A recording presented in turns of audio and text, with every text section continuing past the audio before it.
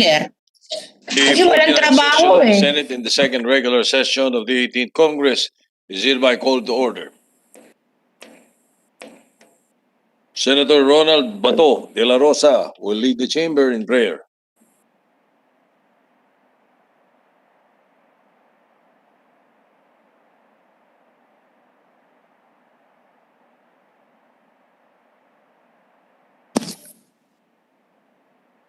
Let us bow our heads and put ourselves in the presence of the Lord. Almighty God, as we start another Senate session, we praise and thank you for this opportunity to continue serving the Filipino nation. We ask your divine guidance as we put our minds together in seeking more and better ways to address the challenges that our countrymen continue to face, especially in the midst of this pandemic that is ravaging our nation and the rest of the world. We seek your divine wisdom and enlightenment as we discuss and deliberate issues and craft legislations that promote only the best interest and provide the best life for every Filipino. And we ask your divine inspiration as we strive to always be at our best and prove worthy of our countrymen's trust and confidence as their legislators and servants. Lord, we humbly beseech you to bless and free our nation from this terrible pandemic and help us heal and return to normalcy. Bless this august chamber and all of us, your servants. Let solidarity, justice, and love of country rule our hearts and minds as we render our duties today and through all the days of our service. Lord, be at the center of all our endeavors as we offer all this for your greater glory. In Jesus' name, amen. Amen. The Secretary will please call the roll.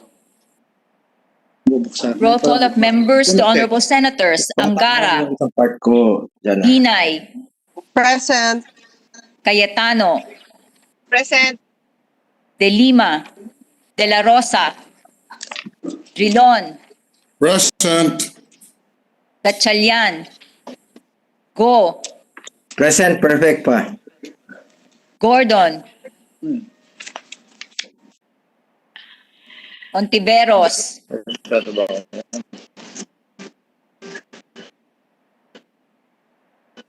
Lacson, Lapid, Present.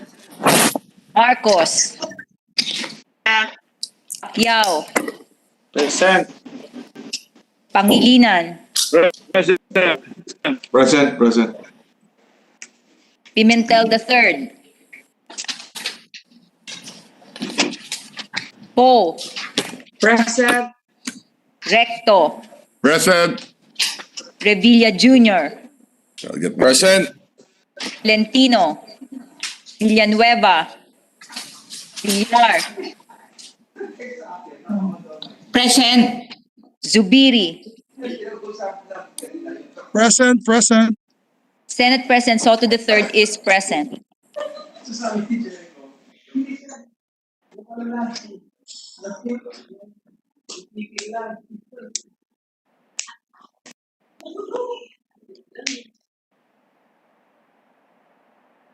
With 7 senators physically present and 14 senators virtually present, for a total of 21, the chair declares the presence of a quorum.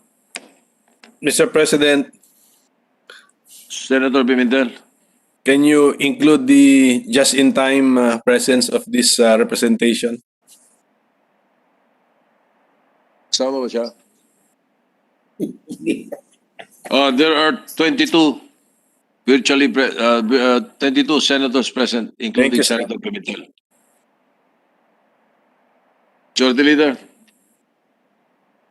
Thank you very much, Mr. President. Mr. President, I move that we dispense with the reading of the journal of the 47th session, Monday, February 15, 2021, and consider the same as approved. I so move, Mr. President. Any objection?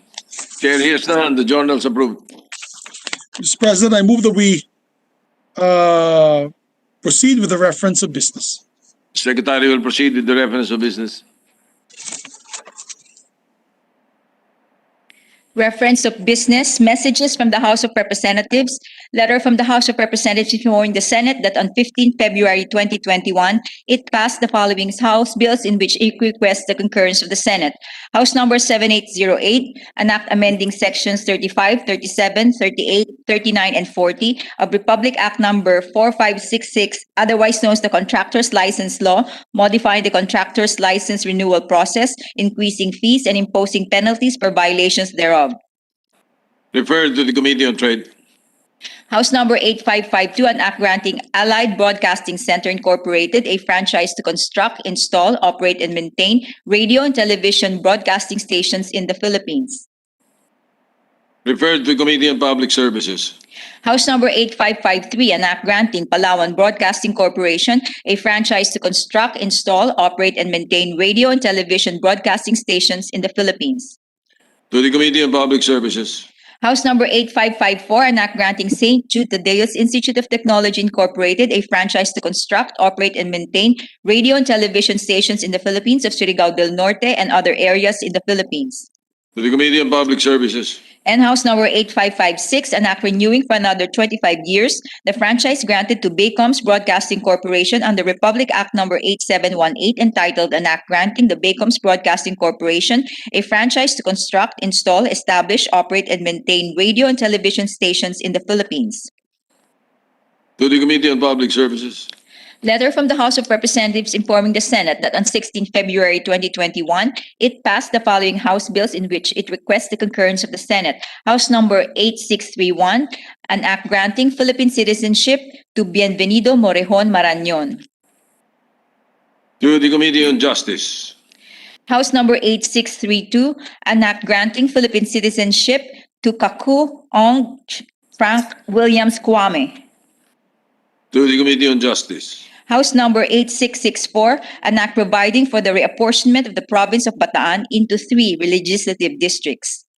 To the Committees on Local Government and Electoral Reforms. And House number 5421, an act declaring a parcel of land of the public domain located in barangays Bunog, Iraan, Punta Baja, Kampong Ulay, and Ransang of the municipality of Jose P. Rizal, province of Palawan, as agricultural land open to disposition for agricultural, commercial, residential, industrial, and other productive purposes. To the Committee on Environment. Majority Leader. Thank you, Mr. President. Mr. President, I have to defer the approval of yesterday's journal as it's still being prepared. So I move, Mr. President, that we defer the approval of the journal of the 48th session, Tuesday, February 16, 2021, as it's still being prepared to a later hour, Mr. President. All right. Hearing no objection, the approval of the said journal is deferred. Mr. President, we have with us in the gallery, just like to make that announcement, Secretary Charlie Galvez of the IATF, as well as Secretary Duque of the DOH. And they're here to help us in the passage of this bill, first on the agenda, Mr. President. I move that we resume consideration of Senate Bill number 2057 under Committee Report number 185. I so move, Mr. President. Any objection? Chair hears none. Senate Bill 2057's consideration is in order. Mr. President, may we recognize the sponsor, our distinguished senator from Aurora, Senator Sonny Angara, and to interpolate first in the line of the list, rather, is Senator Ralph Recto, our Senate President Pro Tem. All right. The Chairman of the Committee on Finance, the gentleman from Aurora, is recognized, Senator Sonny Angara. And to interpolate, the President Pro Tempore, Senator Ralph Recto. Thank you, Mr. President. Thank you, Majority Leader. Would the distinguished sponsor of this measure, which I support, be willing to accept a few questions just to clarify some of the points raised in this bill? Most certainly, Mr. President, to our brilliant Senate President Pro Temp, the favorite of the seatmates and even bigger favorite of their wives. Thank you very much for your kind words, Mr. Chairman. Mr. Chairman, I just have a few questions. First, the purpose of the bill, as mentioned in the title, is to expedite the procurement and the administration of vaccines. may I know for the record, how will this bill expedite the procurement of the national government? Just the national government first, Mr. President. There are a number of provisions, I think, which might help, Your Honor, Mr. President. The first is the indemnification fund. I think that's been a constant request or demand of the manufacturers. So there's a provision on that in the bill under consideration to indemnify those who may suffer related illnesses to the vaccine, Your Honor. Okay. So, is there any other provision? Or is that the main part of this bill as far as expediting the procurement of the national government? Your Honor, there's also the provision which exempts from the auditing code, which limits the amount of advance payment the government may make. Right now, it's a moving target. It was set at 15%. Under Bayanihan, it was set at 30%. And there is a draft circular, I think, at the Office of the President for 50% advance payment, Your Honor. But that will be superseded by this bill should we pass it at the soonest time, Your Honor. So that's another one that allows for advance Just one payment. comment on this second issue. Yes, Your Honor. Isn't it correct to say that today the laws are sufficient as far as procurement by the national government is concerned? Because even the president can waive the 15%. Isn't it correct? Yes, the president may in the case of the national government, but I think in the case of the local government, there is the local government No, I code which understand needs that. to be surmounted, Your Honor. My question was only with regard to the national government, Mr. Yes, Your President. Honor. Okay, so I think there's no other provision here except maybe the indemnification.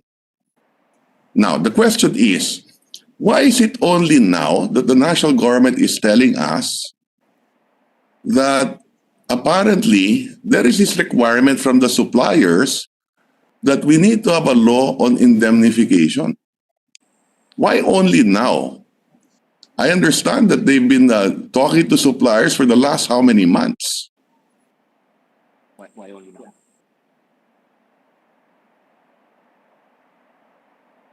Di dapat lo.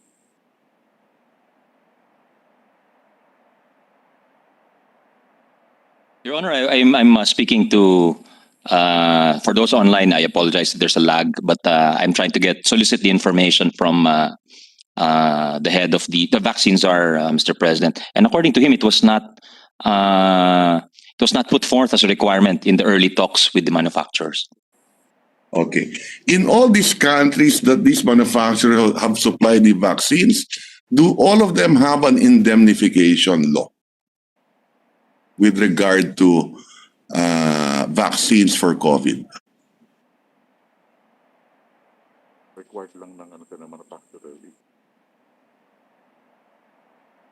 I was told, Your Honor, Mr. President, that not every country has a law, but every country that enters into the purchase of vaccines has that as part of the agreement. So not everyone has a law, but every country enters into that agreement, providing for indemnification, Your Honor. Yes, I'm not complaining about this indemnification. I support it, Mr. President.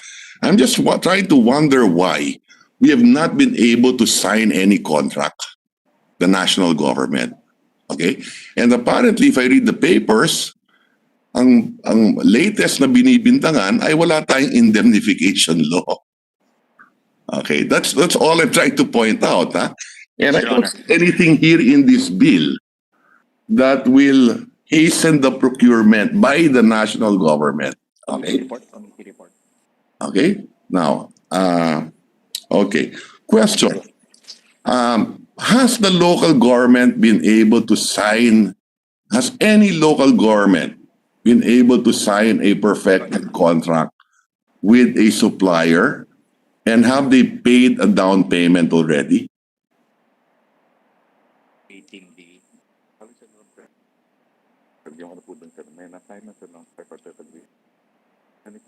But this is dependent also sa law na. The law on indemnification.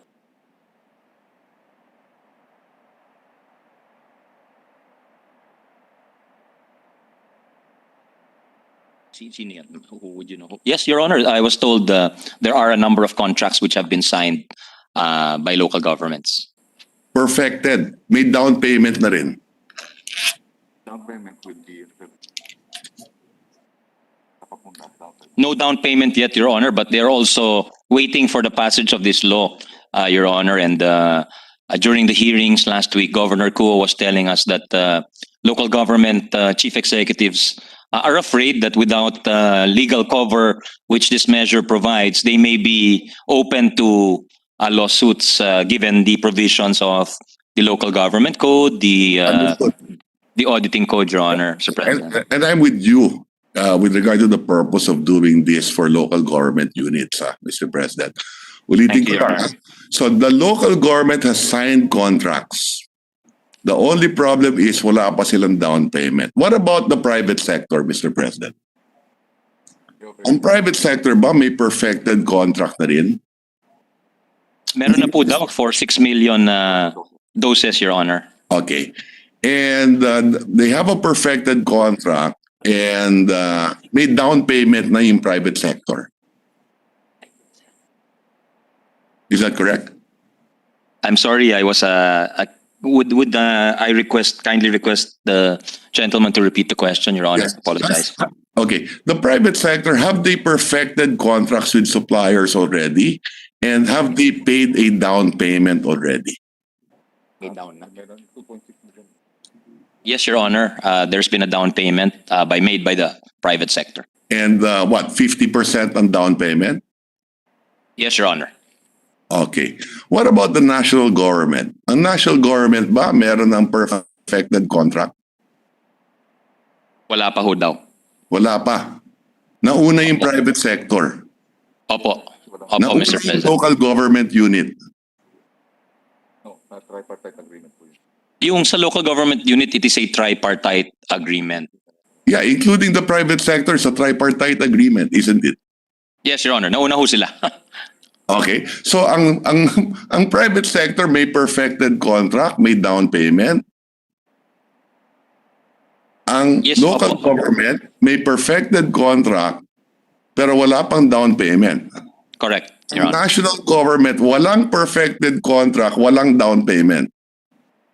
Tama po. Mas ang pinakasigurista po yung national government. Okay? And like I said earlier, nothing in this bill will make it faster for the national government to procure, isn't it? Now, if the private sector and the local government may perfected contract and the private sector may down payment already, kahit wala pa yung indemnification. So hindi dahilan yung indemnification, isn't it? Sa COVAX, sir, hindi na nagiging part. I was told by the vaccine czar, Mr. President, that with respect to the COVAX purchase, that seems to be the sticky point, yung indemnification. Okay. talaga. Only for the COVAX purchase. So, for some purchase. Also for Pfizer din daw, ho, Mr. President, according to Okay. Secretary Galvez. Okay. Now, question. Why is it that there are other countries na mas mahirap sa atin or at least their GDP is smaller than the Philippines at nauna na sila sa vaccination program Yung at tayo na huli?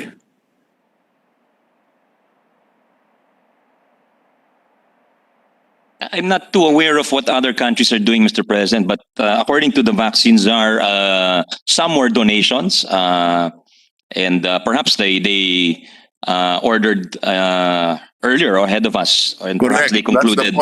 That's the Yes. point. That is Yes, the Your point.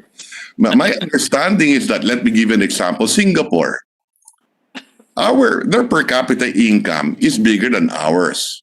But the size of our economy is bigger than Singapore. Singapore is probably as big as Cebu, Your Honor, in terms of population. In terms of, But yeah, I think they're definitely, when it comes to swift action, Singapore is one of the that's all I'm farthest, talking seen, about Your as an Honor. example. Okay? Because they started purchasing June and July of last year. They made a bet. They made a call. They bought Pfizer, Moderna, and one Chinese brand. Yeah. So they But I was told, Your vaccine. Honor, yung Singapore nagbayad ng cash upfront, not just the 50% down payment, Yes. Your Honor. Yes, that's right. They're like Senator Gatchalian, Your Honor. He pays for everything upfront and in cash, Mr. Mr. President. President, with the permission of the sponsor and Senator Recto, just an interjection very quickly on the Singapore purchase. If the two gentlemen agree. Of course, Mr. So we President. agree, Senator Mr. Pangilinan. President. Yes. Just for the information of our colleagues and particularly Senators Recto and Angara, I had the chance to speak with one of the higher officials of the Ministry of Health of Singapore, and they started doing their purchases April. So even earlier than what I said of June, July. It's correct that they started their purchases and negotiations and made purchases by May, Mr. President. For the record, this is the information relayed to us by a high-ranking official of the Ministry of Health of Singapore. Yes. So it is the swiftness. Okay. So that is the point, no? Now I don't see, and that's why I started by asking how will any of this bill improve our ability to move faster? Okay. Okay. So let's set that aside, Mr. President. Now to go nitty-gritty naman on the bill itself, on certain sections, Mr. President. I just wanted to put those issues first out front and to put them into context, Mr. President. Now, with regard to Section 2, the Declaration of Policy, Mr. President, on paragraph A, and later on it will be found also in Section 3 with regard to procurement of vaccines, which is in the Declaration of Policy of A and B as well. It talks about source and on paragraph B, source and procure through DOH and NTF, either through themselves jointly or in cooperation with any national government agency or instrumentality. Now, I understand that the purpose of this measure is to allow the local government units and the private sector by law to purchase these vaccines. But here in this in the Declaration of Policy and found later on in Section 3, we're also talking about, just for clarification purposes, any national government agency or instrumentality. Wouldn't that be too broad? Is that the real intention, that any government agency or instrumentality of government can source and procure vaccines? What is meant by this, Mr. President? So pwede through a government corporation. Well, that phrasing is just to give maximum flexibility to the government, Your Honor, since it is a national vaccination program. That is the usual definition of government. I think under the administrative code, it includes the national government, the agencies, as well as other instrumentalities, Your Honor. So pwede bumili dito ang PITC? In theory, yes, Your Honor. In theory, pwede. Any department of the national government or any GOCC, pwede rin. Yes, but they have to go through DOH and... Yes, Your Honor, but they have to go through DOH and NTF also. Yeah. Is that what we really want? Hindi ba magiging... I mean, today, there are what? How many local government units are there? At least 1,500. Well, if I may borrow a metaphor used by the good gentleman, the brilliant gentleman, often, we're just giving them the arrows. It doesn't mean that they will shoot all of them, Mr. President. No, I think in practice, they will only use one or two, and these are local governments and the national government acting through the vaccines are, Mr. President. But Yes, I understand. I think just like in Bayanihan 1 and 2, we gave them maximum flexibility, Your Honor. Yes. Just to put on the record, I'm not totally against this. I'm just seeking clarification. What is the intent? Yes, Your Honor. Okay. So in this case, we are saying that, yes, pwede, all government agencies, the national government, any department, any instrumentality of government, pati barangay, pati GOCC, they can procure vaccines approved by the FDA subject to the DOH and the IATF.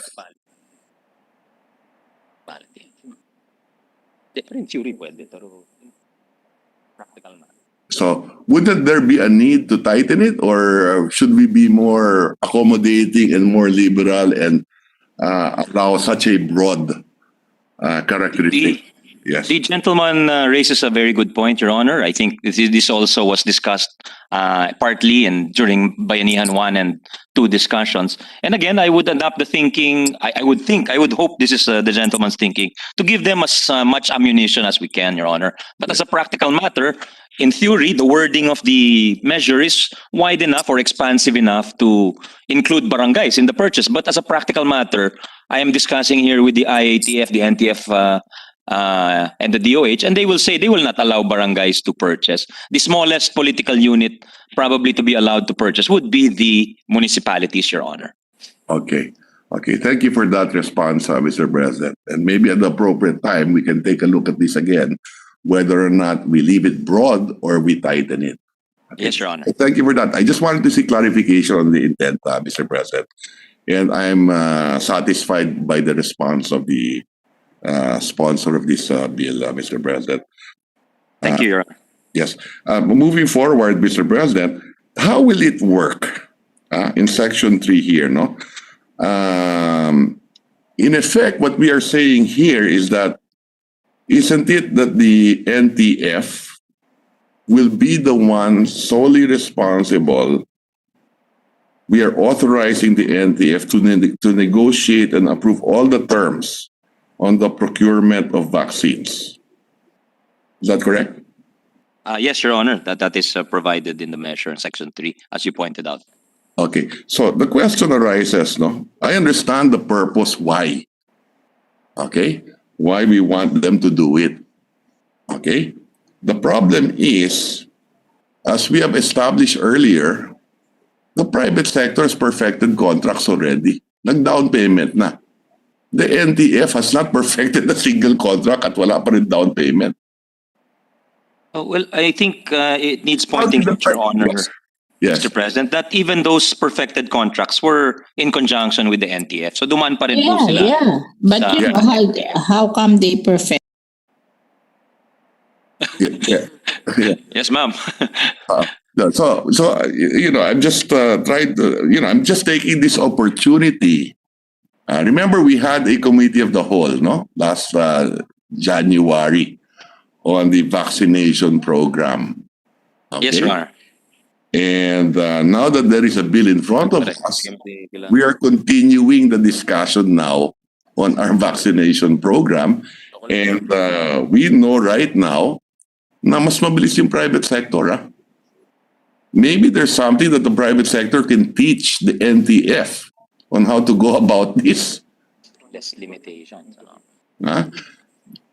Di ba? Yes, Your Honor. I think that's in many things mas mabilis to talaga ang private sector. Apo. Yeah, but also the local government. Why is it that the local government has been able to perfect a contract and yet the national government has not been able to? Okay. My next question pala, Mr. President, is this. Isn't it correct that we've provided already in the budget, in the GAA, sufficient funding for the purpose of vaccines for all adult Filipinos 18 and above? Yes, Your Honor. And I must put on record that it was on your initiative that we placed that, because much of that funding was not in the NEP or the National Expenditure Program. And we inserted it here in the Senate, Your Honor, at his honor's prodding. Thank you for that. But the point is this. And in fact, during the testimony, during our committee of the whole hearings, that the Secretary Galvez said that we can be assured that we will have 148 million vaccines available within the year. Isn't that correct? Yes, Your Honor. Okay. Now, if that is correct, and isn't it correct that best case scenario, we would be able to vaccine or inoculate at least 50 to 70 million Filipinos. That there is enough for 70 million Filipinos in the national budget, which is the entire population of 18 and above. Yes, Your Honor, that's correct. The funding is there, Your Honor. Is there. Okay, so the question arises now. Kung kompleto na yung funding, why do you think that local government units want to purchase their own vaccine? I think they may have a different priority from those in government. Maybe they feel they can do it quicker and faster, Your Honor, and perhaps they want to help also the national government, Your Honor. Okay. Could it? May I intercede, Senator Recto? If I may finish this point, Yeah, Madam, yes. and I will. Senator Villar can answer all the questions of Senator Recto, Mr. President, if she wants. No, I just want to say Are you that the allowing, local government are purchasing because they don't think the national government can purchase for them. I was going to get to that. Mr. President. So, is it Senator Angara, Senator, are you allowing an interjection? Yes, of course, Mr. President. All right, go ahead, you Senator. know, I value. I've said it. I value. This is the same reason why. Okay, what Senator Villar said is my impression is that the local governments stepped up to the plate and said, o sige, payagan na ninyo kami mag-negotiate because tingin nila, there are at least two reasons. One is they think that they can procure it faster than the national government. Okay? What is Yes, Your Honor. to be another reason, Mr. President, why the local government units are interested to purchase their own vaccines? Ano kaya yung iba Your pang Honor, I think the choice of brand is also another factor that's been pointed out to me by a resource person. Correct. Some local governments wish to prefer a certain brand over another. Perhaps they have done their own research and Correct. Okay. Hindi kaya ba nabahala yung local government because lagi sinasabi sa palasyo na halimbawa, ang mauuna yung Sinopharm, Sinovac, or whatever. Okay? yes, Your Honor, I think hindi naman Wala not pa referring naman, to any PA. brand in particular, Your Honor, but I think they wanted greater freedom or greater latitude when it came to actually choosing the particular Correct. vaccine. Your Honor. So they want to offer their constituency choices. Isn't that correct? Your Honor. That's I think that's 100% correct, Your Honor. At di ba nababahala yung tao ngayon, marami ayaw magpabakuna. But if you offer them choices that, okay, we have 2 or 3 brands available, maybe mas gaganda yung take-up ng vaccine din to a certain degree. So would you say that these are some of the reasons why the local government units are stepping up to the plate, so to speak, Yes, Your Honor. and wanting to purchase their own vaccines? Yes, Your Honor. Mr. President, just very quickly, with the permission again of Senators Recto and Angara, just a quick interjection. Yes, Your Honor, please. Go ahead. Thank you, Mr. President. And I think one major reason to respond to the query of Senator Recto is the last 10 months, 11 months of delays. The delay in the ayuda of 4 months. The delay in the testing laboratories of several months. The delay in delivery of PPEs. The delay in contract tracing. And all other delays because of precisely procurement, bureaucratic red tape. And so the local governments in the last 11 months, sa kanila hinahanap yung contact tracing, sa kanila hinahanap yung testing, sa kanila hinahanap yung ayuda. Eh sabi siguro nila, tayo nang kumuha dahil sa atin hinahanap at nagkakaroon ng sobrang delay sa bureaucracy. I think that is also a major reason why the local governments want to step up For the record, Mr. President, thank you. Tama po yun, Mr. President. Yung ibang local governments gusto talaga magpakitang gilas at to prove that they are up to the task and that they have the welfare of their constituents Yes. at the forefront Correct, of their correct. thinking. Pero meron din pong, may nakausap din po akong mga local chief executives na hindi naman bibili ng sarili nila despite our measure which would facilitate the purchase. Ayaw naman nila bumili dahil ayaw naman nila na sila yung masisisi daw sa kapag may side effect yung mga vaccines. Yes, that is also correct, Mr. President. Well, not only that, but there are also local government units that do not have the resources. That's correct. To begin with, That's Mr. correct. President. And they will be relying on the national government to do the purchases. Okay. Tama po, Mr. President. Tama po. Yes. Okay. So it is only the richer cities and maybe a few rich municipalities. In fact, not all the cities would be willing to purchase vaccines because they don't have the resources to begin with. But again, let us put on record that supposed to be there are sufficient funds. So it doesn't make sense, no, unless, like I said, that the local government units think that they can do it faster and promote choices to give their constituency more choices in the selection of vaccine. Okay, so moving forward, Mr. President, okay, Section The 3. permission of the two gentlemen. Senator Cayetano is recognized. The permission of the sponsor, Senator Angara, Oh, yes, and our certainly. Senate President Pro Temp. I just wanted to echo what the Senate President Pro Temp mentioned about the fact that we do have the resources. I was just in a meeting that Secretary Dominguez asked me to have with his USEC, USEC Mark Joven, about the funding, the vaccination, and all that.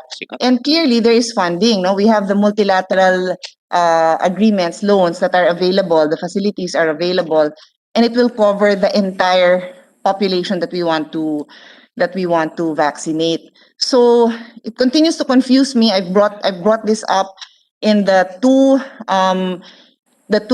out of the three hearings that we had in the Committee of the Whole. What exactly is the role of the funding that the local governments are providing? And the Senate President Pro Temp, I think, kind of said, is it because they're not confident that it will be delivered to them, or that they want to ensure that they think that they can get it faster? Because that continues to baffle me.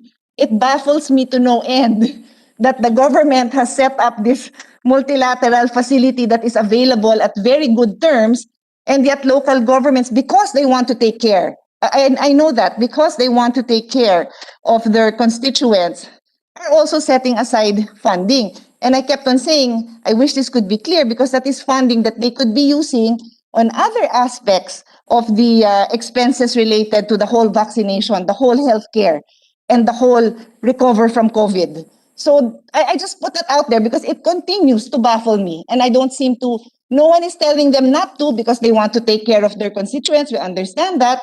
So sayang na lang yung ano, because if you really look at the resources, I'm pretty sure the funding that DOF got is probably the best ever. And maybe that's where the two gentlemen can put on record from their experience or knowledge that they probably got the best terms ever. It's the best use of money, because the rates to borrow those funds are very, very favorable. That's all, Mr. President. Thank you. Yeah, thank you for sharing that to our good chair of Ways and Means, Your Honor, Mr. President.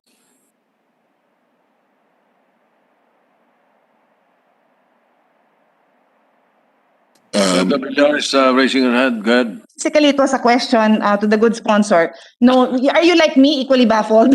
I'm not you baffled know- because I didn't know that much. I didn't know as much as you, Your Honor. So I'm not So now I baffled. made you baffled. I'm not baffled yet, but now, Now you're now that baffled. you mentioned it, I mean, that's just hanging out there. That's what I'm saying. No? Yes. If we really care about our resources, shouldn't somebody be taking a position and saying, look, LGUs, we can assure you that we can purchase this and deliver to you sooner than later.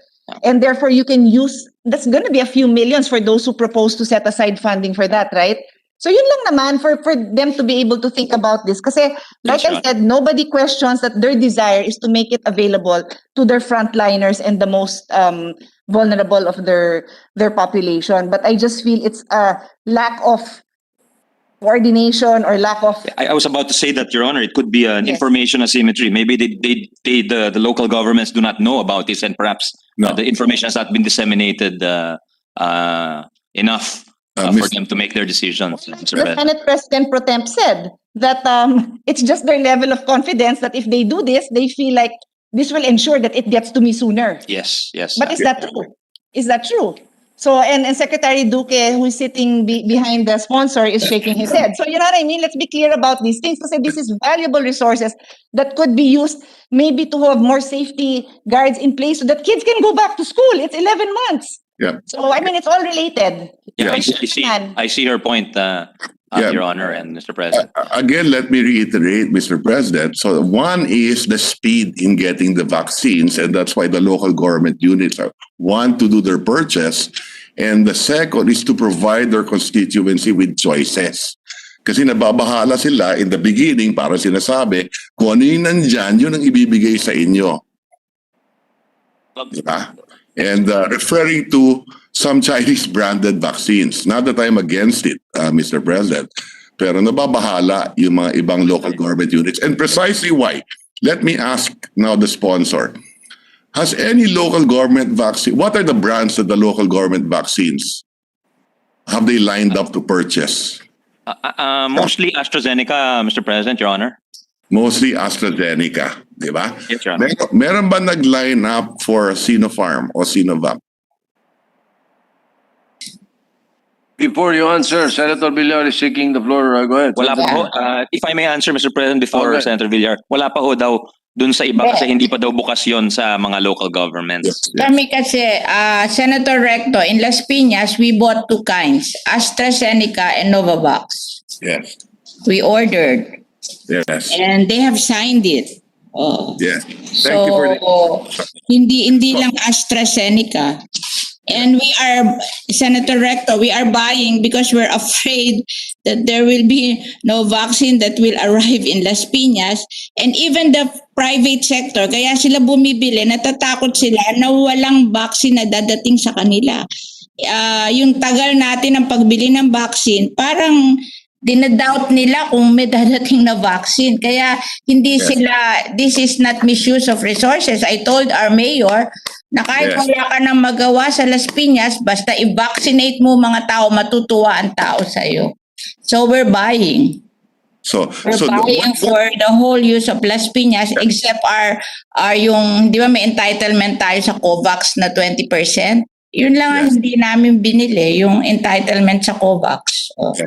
So the intervention of Senator Villar bolsters my claim earlier that the local government units want to purchase because they think that they can do it faster, one, two, to provide choices, as I mentioned earlier.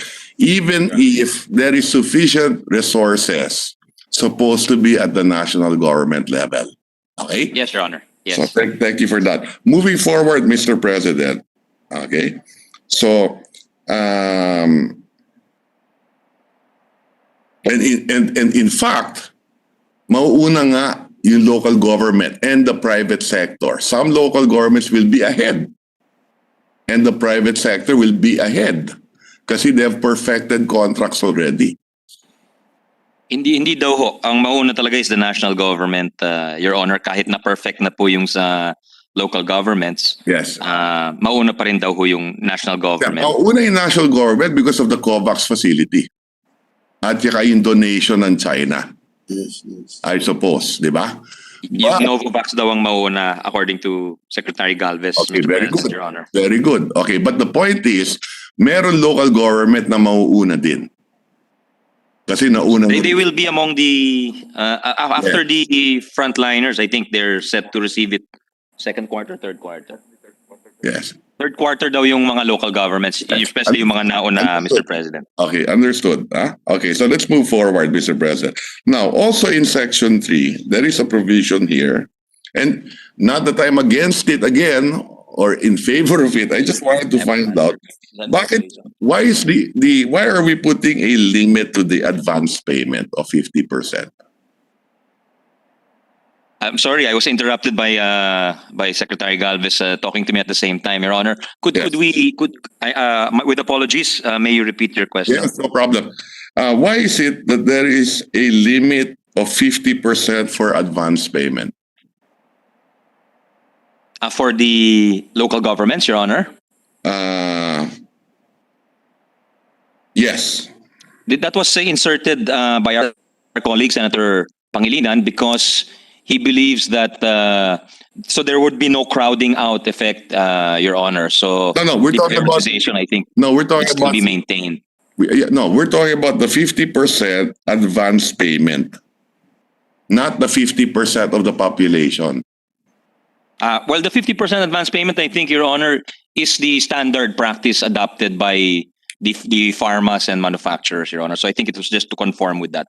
Yeah. Kung magbabayad ng mas malaki, mas mabilis ba? Halimbawa, like I said, earlier, did Singapore pay 50% or did he pay in full? What if there is a supplier wanting more? Well, I'm told they officially will not say that, Your Honor, but maybe in practice that may be what really occurs. Yeah. So why limit it here? If we want to expedite. Open to increasing that? Are we open? We're not saying increasing it. We're just saying let's be silent. Allow advance payment. But let's not put a cap. If that will help. Well, I think they're trying to strike a balancing act, Your Honor. The 50% is to enable us to, large enough to enable us to secure a supply, but also perhaps not to be at the mercy of the manufacturers and pharmas, because they might ask for a bigger amount. So what's wrong with that? We're limited by law, Your Honor. What's wrong with that? What if the other countries are not limited by law? What's wrong with that? We're talking I think only it's to ensure delivery as well, Your Honor. Mahirap na yung nagbayad ka ho ng 70%, tapos biglang sasabihin sa'yo ng manufacturer, we cannot meet pala our deadline of, our promised deadline of February or March. So yun po yung, I think that's what they had in mind when they came up with the 50%. And I also consulted our DOF officials here present, and that's also the answer I'm given, Your Honor. No, I understand that. All I'm saying is that there are countries who have paid more than 50% and got their vaccines ahead. I'm just saying that if we're going to pass a law, allow for the advance payment, but maybe we should be silent. Right? Baka naman mas mabilis pag sinabi natin na okay, we can pay the full amount. I don't believe naman that these companies tatakbuhin pa tayo niyan.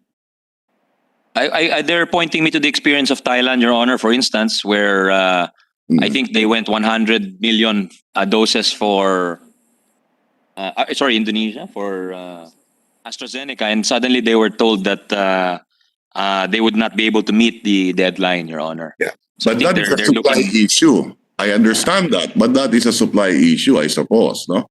Nevertheless, mauuna ba ang Thailand sa Pilipinas? That's the problem if we put all these caps and limits. That's what I'm saying. Something to think about. I will not belabor the issue. I'm just thinking of ways and means to expedite the process. We understand, Your Honor. We'll take it up with the DOF and the other executive agencies here, Your Honor. Okay. Now, okay. Because remember, the purpose of all of this is to make it easier for local government units to procure and the private sector to procure, or especially the government instrumentalities, in this case, the local government unit, and for auditing purposes as well. Diba? But then you're putting a cap. Huh? Okay, so let's Yes, Your Honor. Yes, Your Honor. Thank you for that, Mr. President. And then now, we're at Section 4. Okay, so Section 3 was the general on the procurement of vaccines. No? Okay. Oh, one more question on Section 3. Why is Yes, there a section or in the last line, provided further that this section shall have retroactive application Kasi enter into na. beginning January 1, 2021? That's because it's to some of the LGUs, Your Honor, have already, as we mentioned earlier, as we discussed earlier, entered into those agreements with AstraZeneca. Yeah. It would cover those agreements, Your Honor. Correct. Okay, thank you for that, Mr. President. Okay, so now Section 4. Section 4 talks about, again, the procurement. Actually, it's not only the procurement, but the administration of vaccines, no? Because the title only talks about procurement. But there are paragraphs here on how it will be administered, no? Yes, Your Honor. Yes. Okay. Now, here there is also a provision that the local government unit can only purchase 50% of their target population for vaccination. Not that I'm against it, again, just to clarify the intent of this provision, Mr. President. Yes, I think we discussed it earlier, Your Honor. This is the Pangilinan provisions from Senator Kiko to ensure that there would be no crowding out effect, I think, Your Honor, and then to ensure also that the national government prioritization would somehow still be respected to a certain extent, Your Honor. What does that mean, crowding out effect? So that they cannot corner the supply? Ganun ba yun? I think so. I think there are concerns that the richer LGUs may be able to purchase. Of course, this may no longer be true going forward. But I think at some point there was a concern that the richer LGUs, an equity problem, Your Honor, of sorts, where there would be a crowding out of the national government and the other state actors, Your Honor. I don't think that the LGUs can crowd out the national government only if the LGUs act faster. But in this case naman, dadaan pa rin sa NTF eh.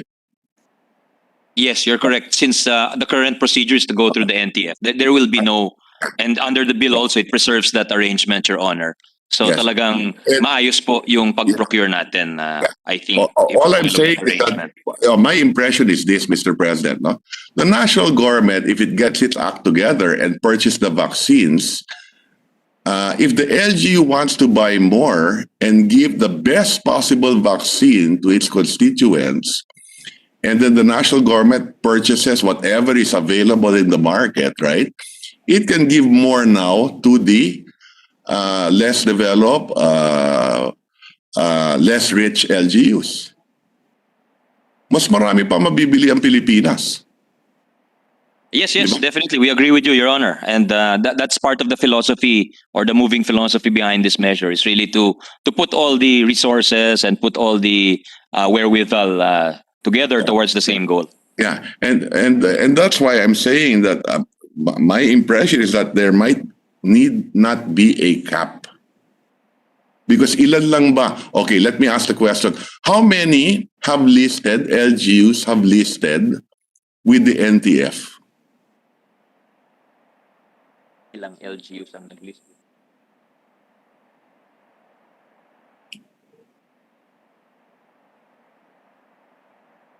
$39 LGUs, Mr. President. Okay. Are all these LGUs cities? How many cities?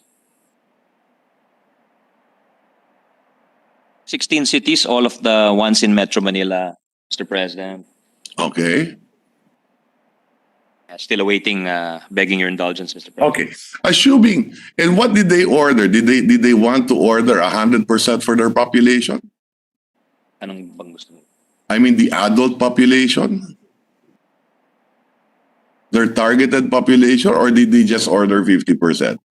I don't believe they reached that point, Mr. President, because the DILG told them there was already a limitation. But perhaps you're correct. They had that desire perhaps at the start before they were told by the DILG that there were limitations. If they're willing to buy those vaccines, ilan lang naman yan eh.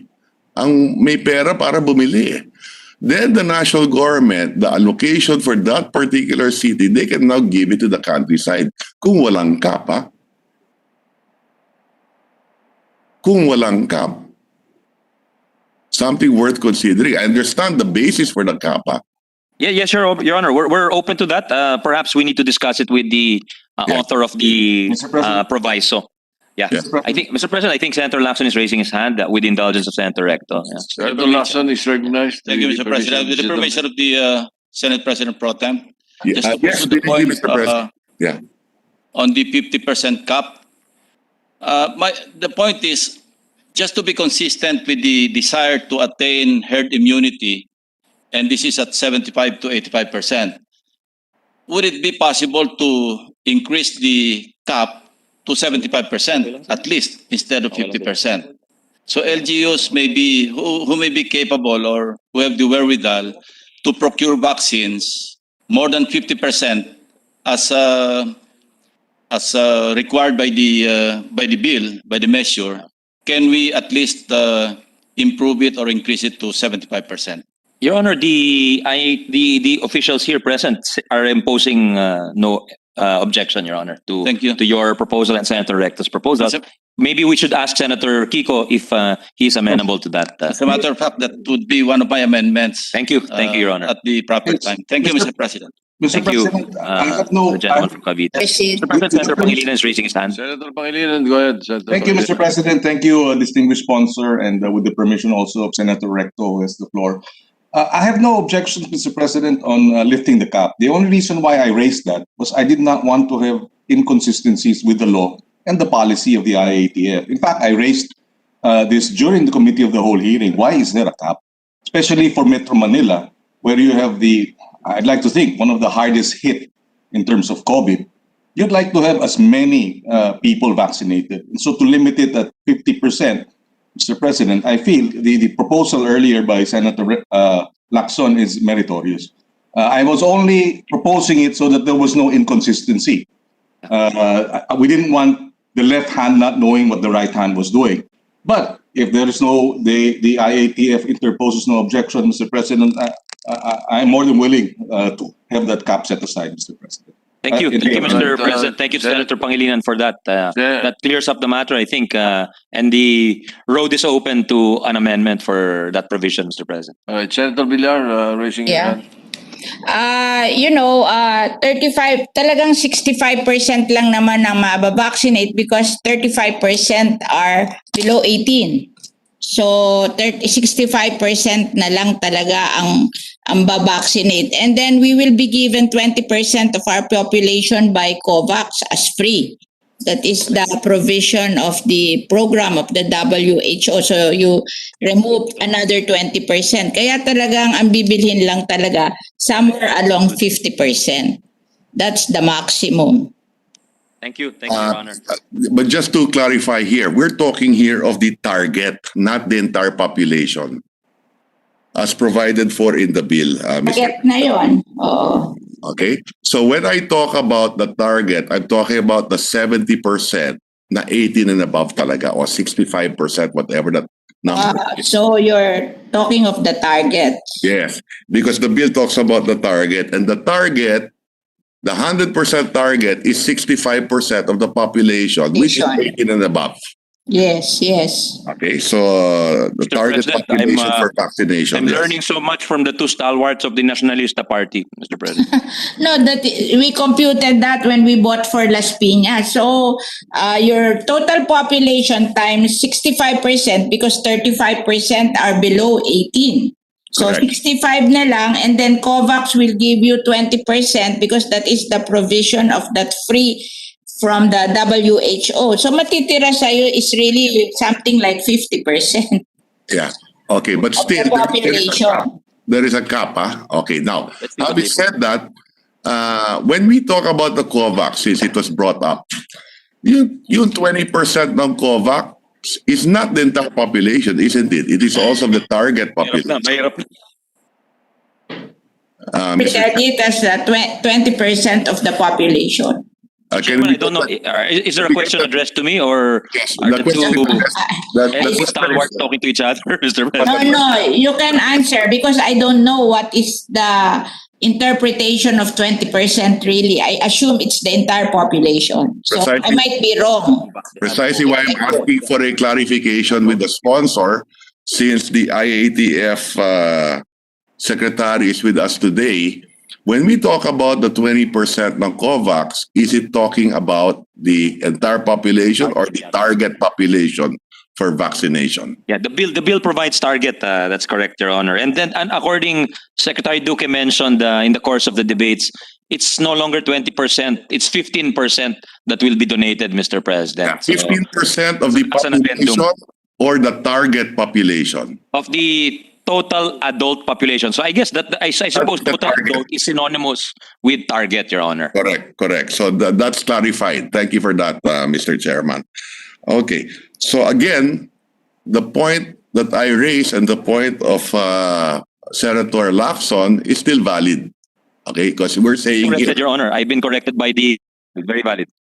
Okay, so I thank just you want to for correct that. what I said earlier, Mr. President. When I said the total adult population might be synonymous with target, it's not the same. I was told. I've been corrected, and target would not, for instance, would not include pregnant women and other Yes. people at risk factor. So Yes. the more precise term perhaps is target population. Got it. Thank you very much, Mr. President. Now, moving forward, also in this section on line 12, it says, if the procurement of vaccine is funded by the national government. So there are two paragraphs here. If the procurement of vaccine is funded by the national government, the LG shall comply with the science and evidence-based terms and conditions of deployment and prioritization provided by the National Immunization Technical Advisory Group. Okay? If you follow the next paragraph, LGU-funded vaccines, we are differentiating. And I could understand why. But just to clarify, because now is the opportunity, Mr. President, no? Okay. Ano ba talaga ang priority ng national government? Kasi week to week, parang nag-iiba. What is the priority? I think, I think number one is there's no debate on the healthcare workers, di ba? Frontliners. Yes, Mr. President, if I may be allowed to read in response, priority groups, that's the group 1. This includes healthcare workers, senior citizens, the indigent population, military and uniformed personnel, other frontline workers and special population. Criterion 2 is the geographic location based on, first, the COVID-19 burden of the disease, I suppose where it is rampant, Mr. President. And 2 is the LG readiness to effectively and efficiently deploy vaccines. And then the third group is the sub-priority, what they call the sub-priority groups. And these are based on exposure and mortality risk. So, yes. So that is that's the current priority, Your Honor. That's the prioritization of the national government, right? Okay, understood. Yes, Your Honor. Now, when they procure vaccines and give it to a locality, okay, what is the priority list? Still the same, Your Honor. I think it's different because there you spoke about geographical location. You were talking about there, when they distribute the vaccines, uunahin nila yung area sa mataas yung COVID. Understood? Yes, Your Honor. Okay. Now, at the local level, when they fund the vaccine program at the local level, who will, because it's not listed here in the bill, unlike in the local government funded vaccine. Okay? They will still go back to criteria 1 or the group 1, Your Honor. Priority pa rin yung healthcare workers, senior citizens, senior second, military, okay, and other frontline workers. Police, and then very broad na yung frontline workers. Yeah, it's a broad phrasing, Your Honor. Other frontline workers. And then what is next? Special population.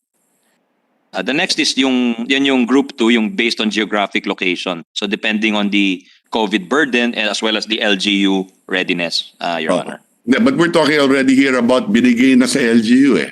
So non-issue na yung LGU readiness. Okay? Now, so after that would be the group 3, the sub-priority groups, Your Honor. Which is anong ibig sabihin ng based on exposure and mortality risk. So priority will be healthcare workers directly providing care, seniors in the highest age group, indigents in localities with the highest burden, high-risk comorbidities, and highest crowding. Okay. So these are additional factors, I think, but it reinforces the earlier groups, Your Honor. Yes, I understand, Mr. President. The point that I'm driving at, Mr. President, okay? Now, is this, no? For first point, we are differentiating here na procurement galing sa national government and procurement galing sa LGU in this particular section, okay? Now, in the LGU, nakalagay dito, health workers, unahin, senior citizen, and then indigent. But in the national, it doesn't say. It's not in the bill. Okay? Now, I just wanted to put on record, Mr. President, but before I do so, maybe ask the question, how are they doing it in Israel? Because apparently Israel is the fastest today in inoculating its citizens. By age. By age. You know? That's precisely the point that I was driving at, Mr. President. By age. If we talk about science, I was told that they're following, Mr. President, yung WHO prioritization also. So similar to ours, healthcare workers, tama si Senator Villar, by age, the senior citizens, etc. Okay, so it is not similar to, the only similarity I see with how they're implementing it there and in other jurisdictions is there is no debate, healthcare workers, frontliners, because they are the ones who should be taking care of us.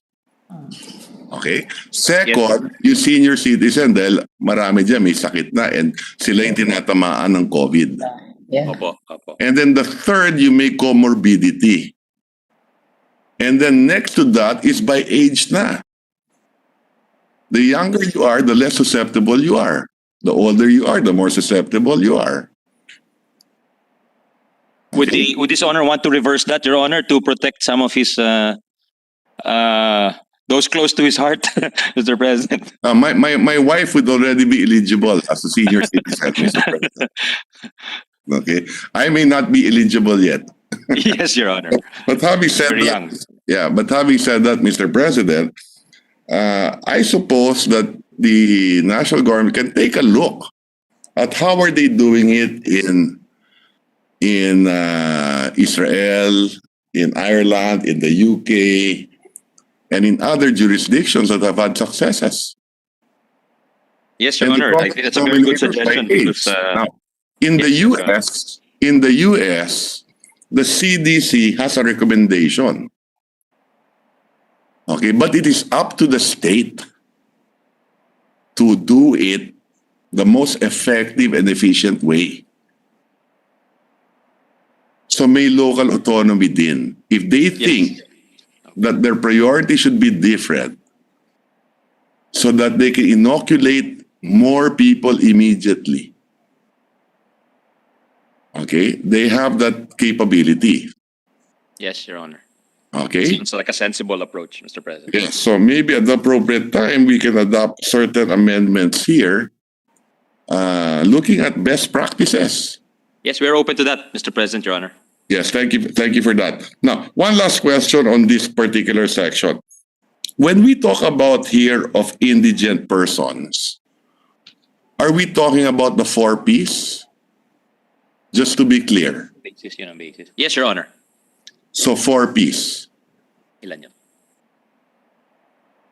Okay?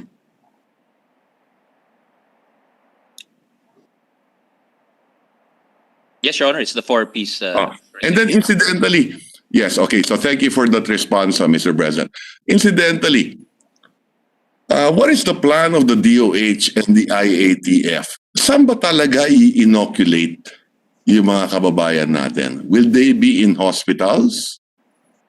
Will the inoculation be done in health centers? Have we identified the areas ba? And the manpower requirement. As Yes. mentioned during the Committee of the Whole, Mr. President, there are 4,500 health centers being identified for inoculation or vaccine centers. But of course, this might vary depending also on the vaccine being used, Your Honor. Okay. So, hindi pa maliwanag So Ano po? clearly, in the hospitals, to inoculate the health workers, walang problema doon, di ba? Opo. Okay. Now, in the hospitals, it would be hard na papipilahin mo daan-daan libong tao. Ilan lang ang hospital natin eh. Yes, Your Honor. Diba? That's why I What think they're about- trying to find as Yeah. many vaccination sites, Your Honor. Correct, correct. Okay. What about municipalities na walang hospital? Where will you inoculate? Where will you The deliver? rural health units, Mr. President, Your Honor. Okay. So not all barangays have rural health units. Now, when we talk about... Buildings are also being considered as vaccination sites, Mr. Okay, President. okay. So today, that's what I said during the committee of the whole. Today, your initial response was 4,500 health stations. Is that correct? I stand corrected, Your Honor. It's 4,500 vaccination sites, which includes the health centers as well as the Hospitals. rural health units and the Correct. school buildings, Your Honor. Okay. Hindi pa kasama school building dyan, palagay ko. Okay, why? There are 45,000 barangays. If there are 4,500, yung ibang tao dyan, maglalakad ng 10 barangay bago umabot sa health station. It's possible, Your Honor. There may be sites where or barangays where they need to transfer to another vaccination site, Your Honor. Again, I'm just thinking aloud in my province of Aurora. There are very remote barangays where they might have to take a banca even.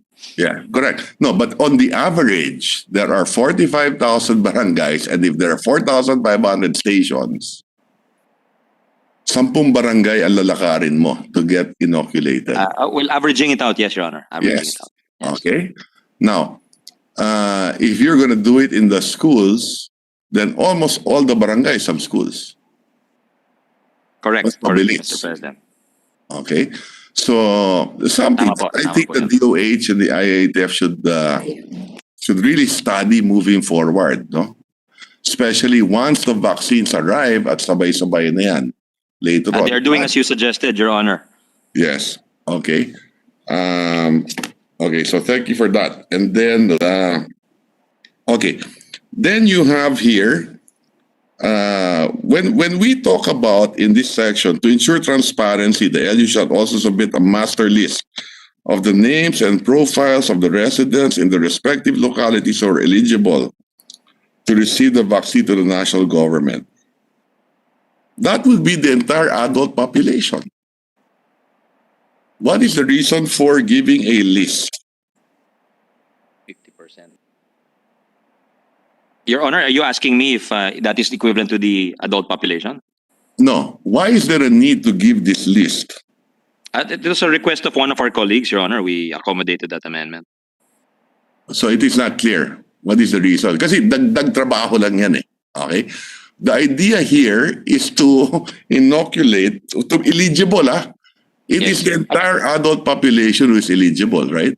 I think for coordination with the national government, Mr. President, so they could do the logistics properly. But later on, meron naman tayo later on na yung passport pa eh. We'll get to that. We'll get Yes, Your to Honor, that. yes. All I'm saying is that we might be adding too much burden. Let them concentrate on the vaccination. It's something we have to weigh, Your Honor. Since you're right, there may be a point where Or maybe a report on who got the vaccines, but not a list of who are eligible, because everyone is eligible. okay, we can fine tune that, Your Honor. We're open to that. Sige, let's move on, Mr. President. Okay. I have not much question on the private sector, but here in the private sector, we're not requiring them to submit any list. Okay. At the moment, no, Your Honor. At the moment, no. That is not in the bill, no? Okay. Yes. Okay, so let me move forward. Okay. I have no problems with Section 6. Short, I don't keep it short. Okay.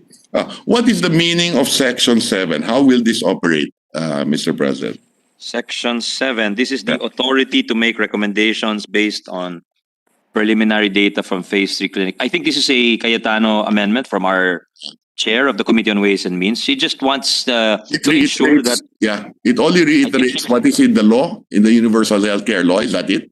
UHC, as well as what we put in the Bayanihan, that everything goes to the HTAC, Okay. and there's a proper evaluation of the risks and the pros and cons of possible purchases, Your Honor. Okay, thank you for that. So we are just strengthening here because that's already in the law, and I don't see a problem putting it here, but I just wanted to understand it. Nah, that Thank you, is Your Honor. the intent. Thank you. Okay.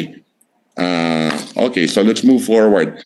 Here, immunity from liability, Section 8, Mr. President. Okay. Why are we passing this? To ensure that covered persons like public officers, their employees, contractors, volunteers, who are duly authorized to carry out and actually carrying out the COVID-19 vaccination program will be immune from liability. Is that correct? That's correct, under Section 8, Your Honor.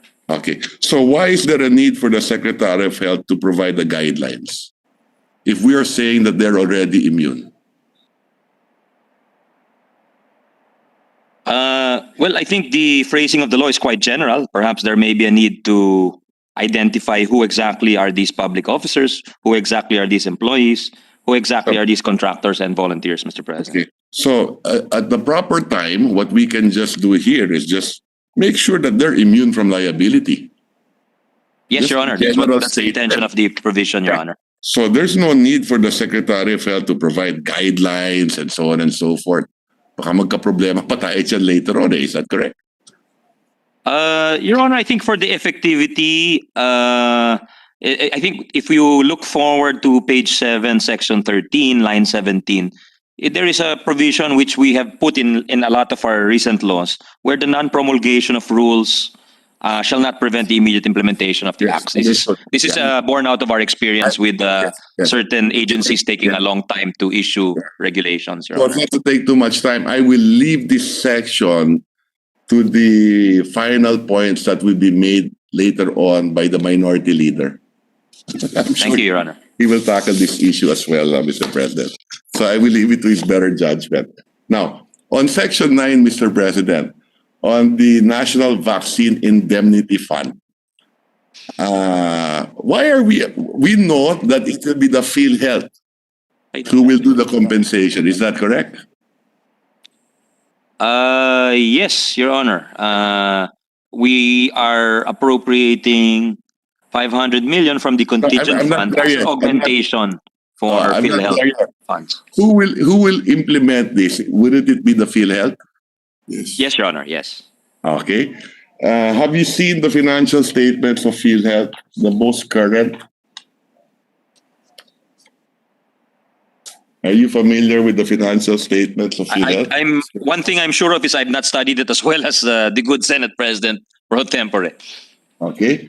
Now, the PhilHealth has 116 billion in reserve fund as of September 30, 2020. In fact, it made 6 billion last year. Kumita pa ang PhilHealth last year, ah. May net profit pa nga sila ng 5.3 billion net income. Hindi nagagastos yung pera ng PhilHealth. Okay? I have here their financial statements. Lumaki pa ang premium contribution nila last year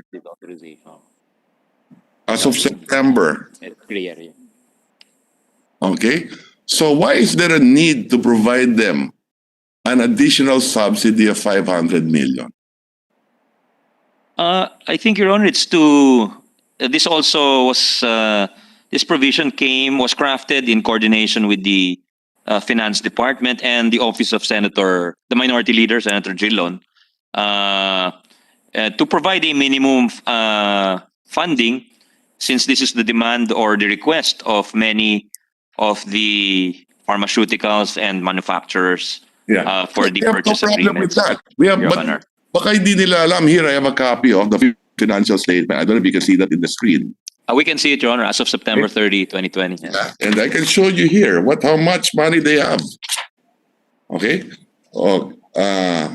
here. Take a look at this, reserve fund. I don't know if you can see that. It's a bit too small, Your Honor. Okay. Maybe. Nevertheless, I'm sure you can trust me when I tell you Yes, Your Honor. that they have 116 billion in reserve fund and a net income of 5.3 billion. I'll take your word for it, Your Honor. I have full Yeah. trust in your, Because the especially when it comes to problem- figures, Your Honor. But the problem is, just like the media today, when they quote this bill, they're saying that the indemnity fund is only 500 million.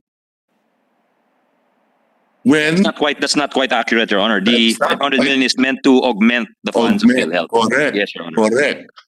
Now, because of this interpolation as well, we can say that based on the financial statements, there is 116 billion available for many things. Yeah. Okay? Yes, Your Honor. That 116 billion is the universe of for the programs funded by PhilHealth. And No, this reserve provision. fund. Reserve fund. Yes, Your Meaning Honor. to say that every year, dumadagdag lang to. This is a reserve. Yes, Your Honor. Yes. Okay? This is not intended for claims today. Yes, Your Honor. It's Okay. Based on correct, Your the Honor. premium contributions, subsidy of the national government, more or less that equals to all the benefit claims. But since people are not going to hospitals, hindi gumagastos masyado ang PhilHealth. Walang pupunta sa hospital para magpatingin Lumalaki lang yung pera ng PhilHealth din. Yes, Your Honor. Yes. Okay, so and that's why I'm saying judicious use of resources. Why should we give them an additional 500 million? That's all I'm saying. And that is the purpose of the reserve fund to begin with, for problems of this nature. No? I think, Your Honor, is just to provide just so the amount would not be inchoate, Mr. President. I think it was seen as a good decision to put a figure, and that figure would just be the minimum, in fact, as you pointed out. Okay. Well, I don't know if that is wise use of resources, but we're just in effect giving PhilHealth an additional 500 million. To me, that's how it is. Yes, subject to contingency, Your Honor, because if no one gets sick, then that 500 million will not be given, Your Honor. Yeah. Okay. With that agreement, then maybe we can write it that way. Kasi kung may magkasakit, talagang trabaho ng PhilHealth yun What we can do here is we can craft a language na sagot ng PhilHealth yung indemnity fund, which is written here anyway. Diba? Sagot naman talaga nila But we can make the language even better. But I think there is no need to provide them with 500 billion when they have 116 billion reserve. Okay? But let me move forward. With the indulgence of the brilliant Senate President Pro Tem, I have just been told by some of our officials here that, for example, if a patient dies, that would not be covered by regular PhilHealth coverage. Right But with this right provision, here. it will already be covered, Your Honor. Yeah. Again, so let's write it here now. But there's no need to give them 500 million. That's my point. Let's write Yes, it Your here. Honor. We're open to whatever His Honor wants to suggest, Your Honor. Okay, thank you very much. Thank you for that. Okay, so let me move forward, Mr. President. In Section 10, we're talking about the exemption from import duties, taxes, and other fees, which I support, all of this. Okay, and this is already provided in the CREATE bill. Isn't that correct? Yes, Your Honor. Yes, I I have think no it's meant to problem. supplement. Yes, Meant to supplement what's in CREATE, in Bayanihan, etc. Correct, and I support that, Mr. President. However, in CREATE, in the final version, we did not put donors, December 31, 2023. Yes, Your Honor. That's as wider. I would expect that to be wider in terms of time coverage. Yes. And then as a further distinction, Yes. I think yung sa CREATE, I'm not sure if the donor's tax was covered, Your Honor. No, the donor's tax is not covered, so that's fine with me. All I'm saying is that when it comes to vaccines under CREATE, okay, walang limit until December 31, 2023. So we could insert a proviso subject to the provisions of CREATE, Your Honor. Something like that. Yeah. Basta, if there is a need for vaccines kasi, because chances are, this will be a long drawn-out Yes. process. That's what Bill Gates said, Your Honor. He's saying there may be mutations down the road. Yes. And therefore, it doesn't seem wise, and that's why in CREATE, what we did in the vaccines, walang limit until December 31, 2023. If there is a need for coronavirus vaccines after 2023, why should we subject it to taxes? I agree, Your Honor. We can phrase it to reflect The appropriate time. a greater synthesis with the CREATE bill, Your Honor. Yes, thank you very much. And then finally, Mr. President, on the vaccine passport program. Okay. I support this, Mr. President, but here we're saying that the DOH and together with the DICT will make this the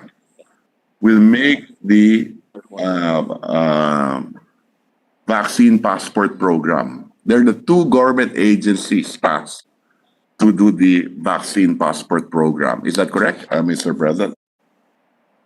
The two agencies being the DOH and the DICT, Your Honor? Yes, the DICT, if it is a digital. Yes, Right. yes, Your Honor.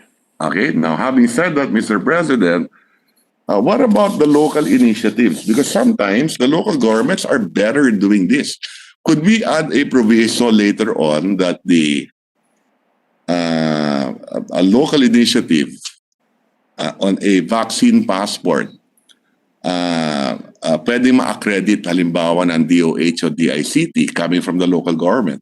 I'll give you an example. The contact tracing in Baguio is a very good system. The DOH does not have that program. But in Baguio, they have a good contact tracing system.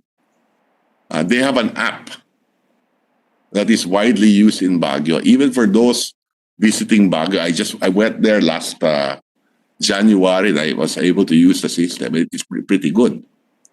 Okay? Now, in Pasig, for example, there is also a system. When you enter a mall, okay, may phone ka, there's a digital technology that they're using for contact tracing as well.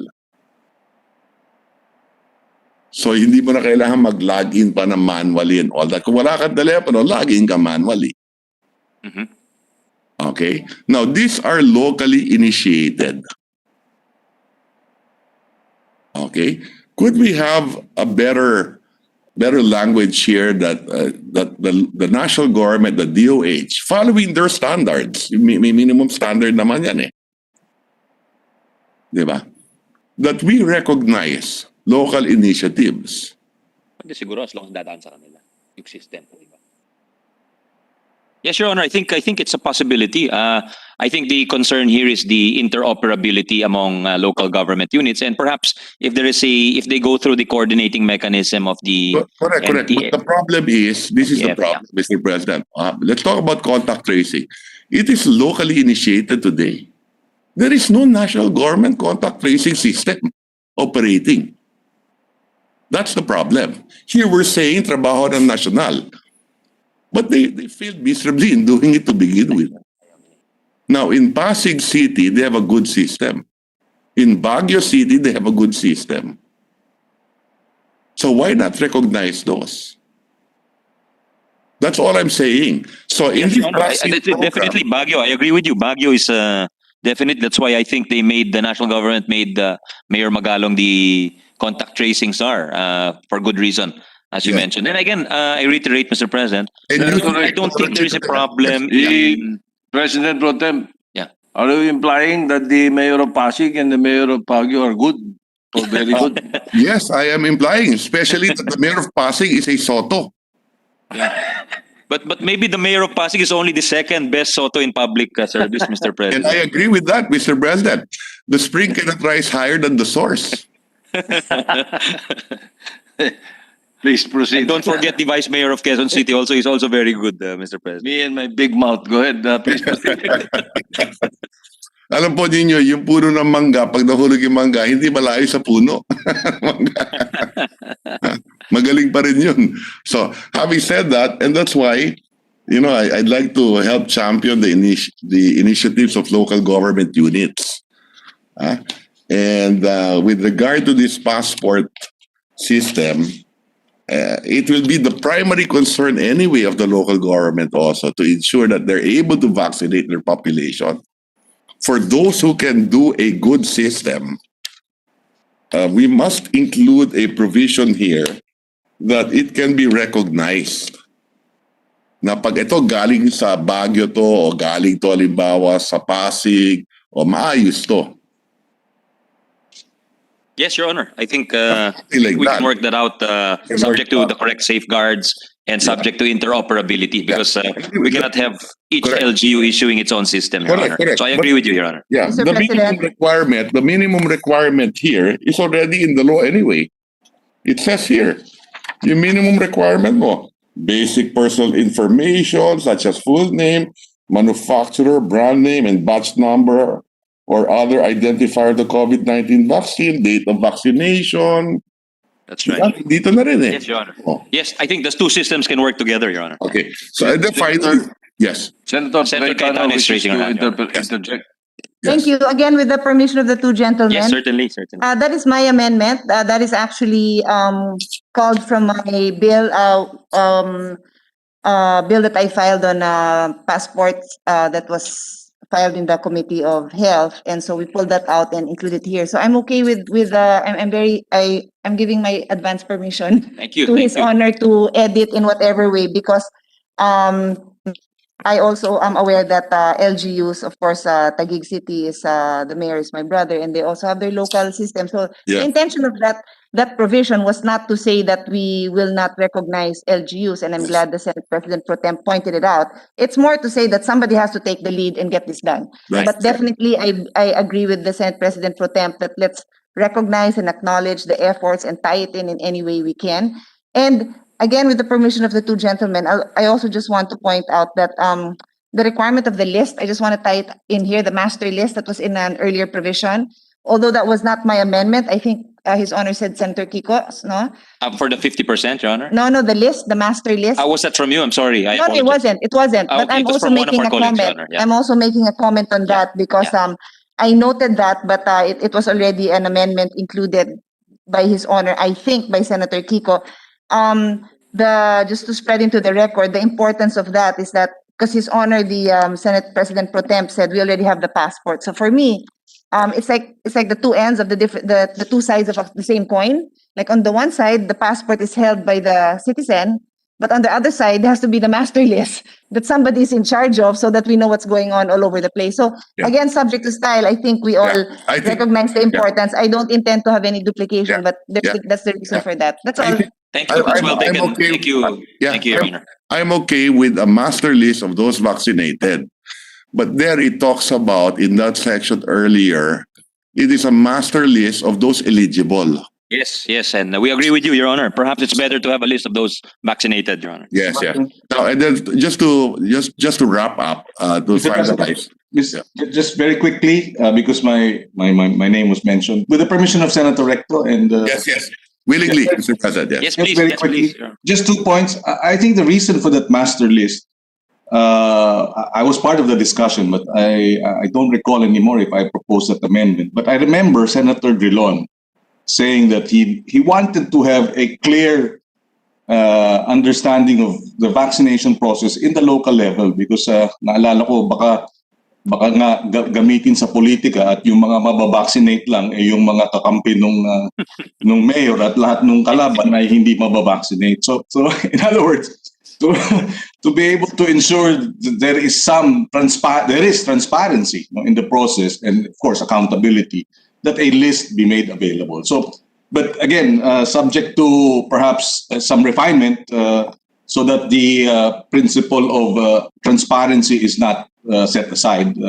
We're more than willing to come up with the right language for this. And another point, Mr. President, in connection with the earlier point raised by Senator Recto, if the LGUs can be made accredited, to provide the passport accreditation, a vaccine passport, why not some in the private sector? For example, private hospitals should also be given the opportunity to, with the guidance and with the approval of the DOH, that they will delegate or they will deputize private hospitals to be able to likewise provide these passports, because doon din pupuntang ang ilan sa ating mga kababayan. So Yeah.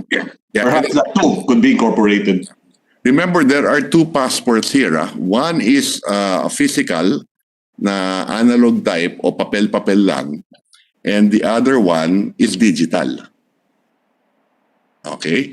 For those who may have a smartphone, pwedeng digital.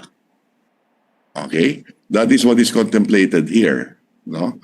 And like I said, I'm worried that maybe the DOH and maybe even the DICT may not be able to do that. But locally initiated, it is possible, Mr. President. As Yes, Your Honor. it is available in Pasig and in Baguio. And I think other cities also in Metro Manila. No? Now, finally, another example, Mr. President. We are trying to roll out a national ID. There are local government units that have rolled out and are rolling out today a local citizen's ID, which seem even to be better than the national ID. Meaning to say, if you come out with a register, let's say as a citizen, maybe of Makati or maybe Lipa City, automatic, you have a bank account. Ang national ID, walang ganun. Okay, so there are certain programs and projects digitally that are initiated by local government units that are very good. And that's why we were saying that it would be necessary, maybe at the appropriate time, that we include this in the bill, especially for this passport. Kasi dalawa yan, may isang papel at isang digital. So with that, Mr. President, I thank the patience of my colleagues, the Senate President, and most especially the sponsor of the measure, which we all support, with certain, and thank you for the clarifications. And at the appropriate time, we will probably make a few amendments just to improve the measure. So thank you very much to our brilliant sponsor of the Committee on Appropriations and Finance for this bill. It is very timely. And I thank him for his responses. It is clearer now what we intend to do with this measure. Thank you very much. Thank you very much. His honor is most welcome. And of course, I welcome his proposals at the proper time and thank him also for his very kind words and interventions that I believe will make the bill better, Mr. President. Thank you, Mr. President. The President Pro Tem, Senator Recto. Yes, the Majority Leader. Thank you, Mr. President. I'd just like to put for clarity the information of all the list of interpellators. Next to interpolate is distinguished minority floor leader, Senator Franklin M. Drilon. Second will be Senator Coco Pimentel. Third would be Senator Ping Lacson. Fourth will be Senator Tol Tolentino, Mr. President, on the list that was given to me and how they applied. And after which Senator Kiko Pangilinan after Senator Tolentino. May we now recognize Senator Franklin M. Drilon, our distinguished minority floor leader. Senator Van Drilon is recognized. Mr. President, with the permission of Senator Drilon. Perhaps he wants to be on the list also. That's correct, Your Honor. Yes, All Mr. right. President, I will include him in the list after Senator Pangilinan. All right. Senator, the minority leader, Senator Drilon is recognized. Thank you, Mr. President. Will the gentleman sponsor yield the floor to a few questions, considering that the brilliant Senate President Pro Tempore has covered almost all aspects of this bill, and were there just a few matters that we want to clarify and place of record on that premise? Can the good sponsor yield the floor? I know this is not an easy bill to defend given our situation today, but I must take my hat off to the chairman of our committee on finance in his defense of this bill. So having said that, may I request that the gentleman yield the floor for some questions. Yes, certainly to the wise and learned minority leader, the pride of Iloilo, Haro, the pride of UP College of Law, and the fraternity of the Finance Undersecretary, Mr. President. That's not the Upsilon Sigma Phi, I assume. It's the other fraternity, the I don't want to say something that might get me in trouble, Mr. President, but Anyway, I think everyone knows these fraternities. anyway, Mr. President, that's just to put some light vein into the very difficult and serious discussion. But having already said that, yesterday I manifested that we are in full support of this bill because we know that given where we are today,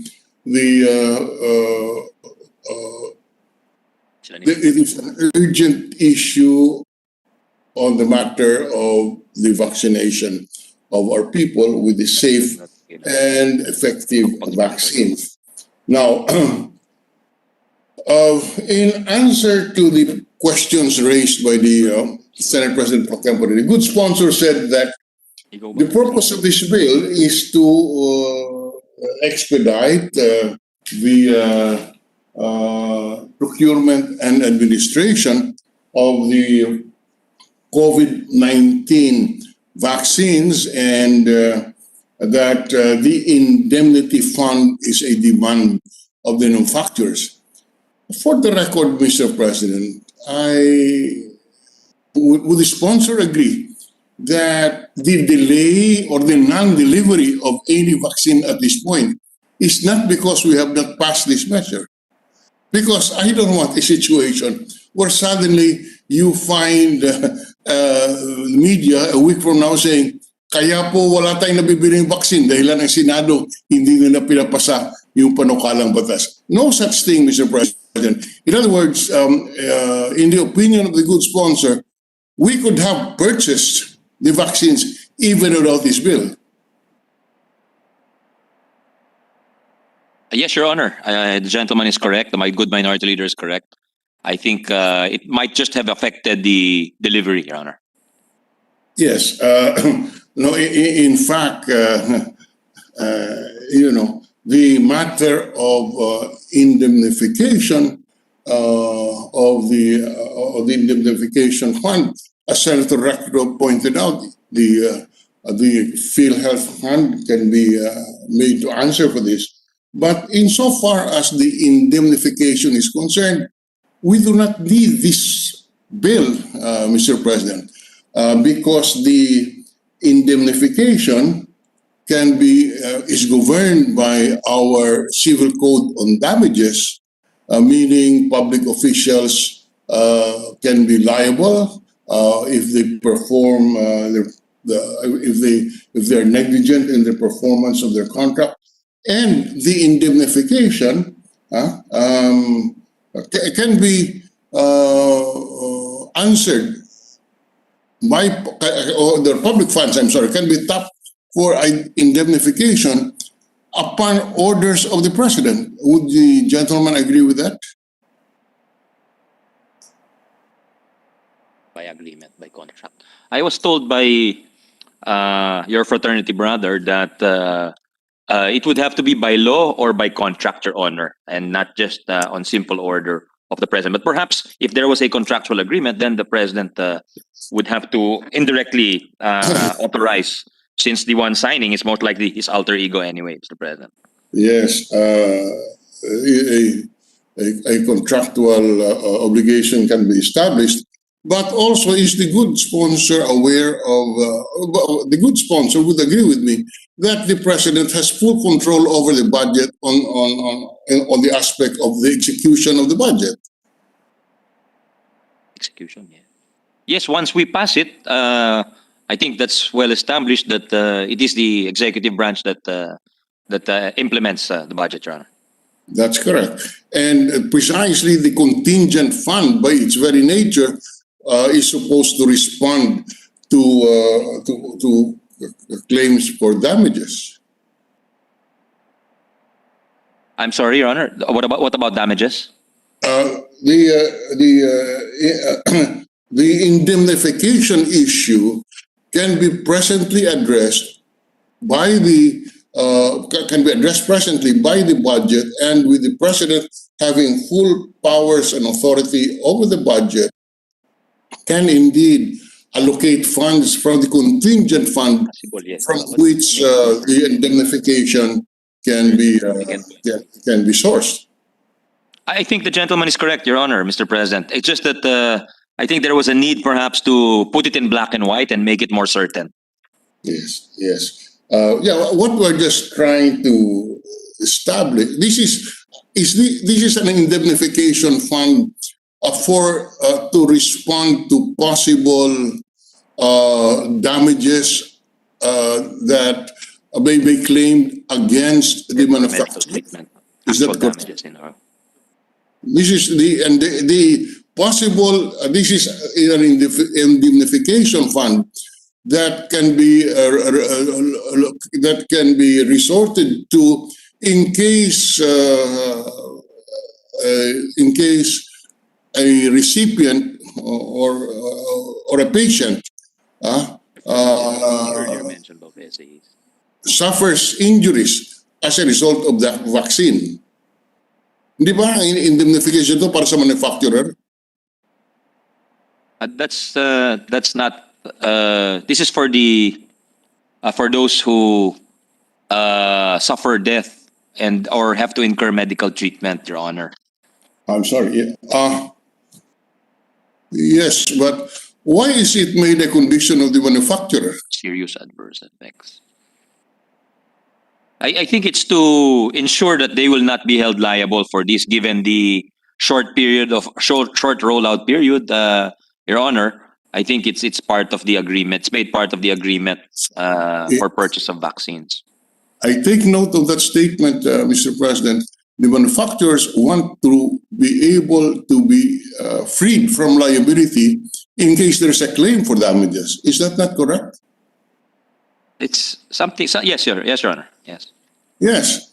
That is why, if I got the answer, the statement of the sponsor earlier in consultation with Secretary Galvez, there was a delay or there are no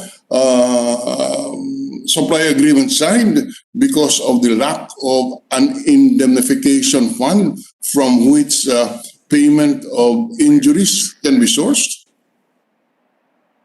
Isn't that a correct statement, sir? Next is why were the others delayed?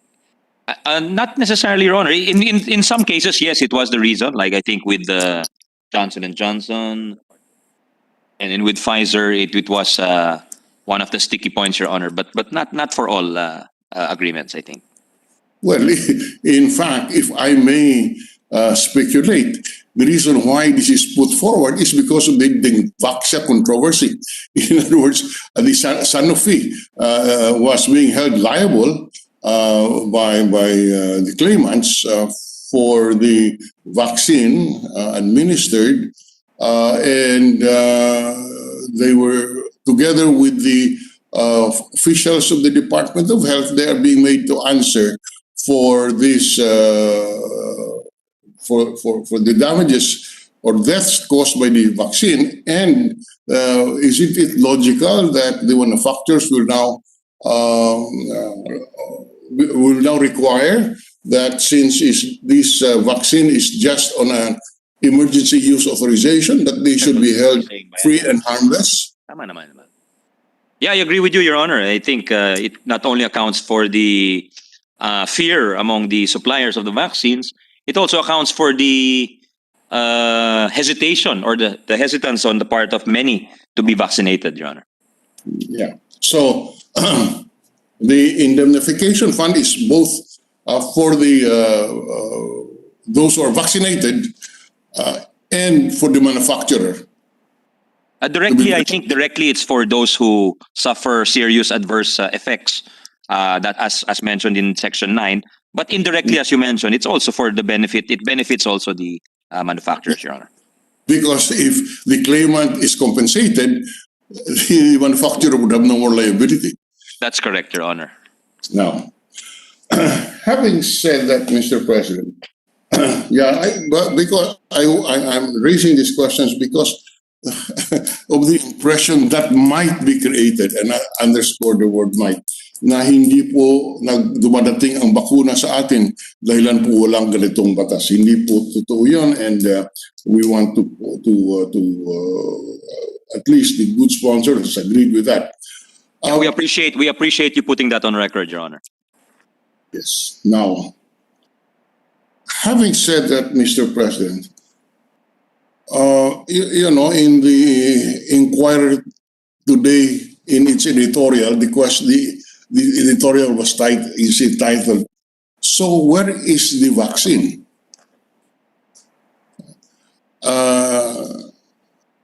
Yes, we raised that question, and I'm using that editorial because an hour ago,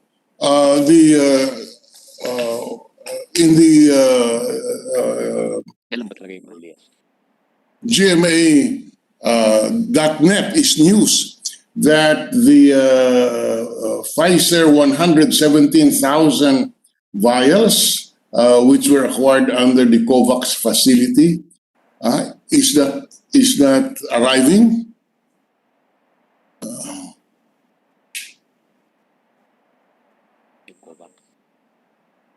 That's the one that depends on the indemnity. So I think as soon as we can do this, I think this measure will provide reassurance and will greatly facilitate that particular agreement mentioned by the distinguished minority leader, Mr. President. I'm a little bit concerned because if we just take a good look at this, first, the government, with its sovereign powers, can hold the manufacturers free and blameless for any damage that may be suffered by those who are injected with the vaccine. Certainly, that is binding upon the government, the entire government structure, so that the lack of an indemnity fund is the reason to be is a little stretched. In fact, the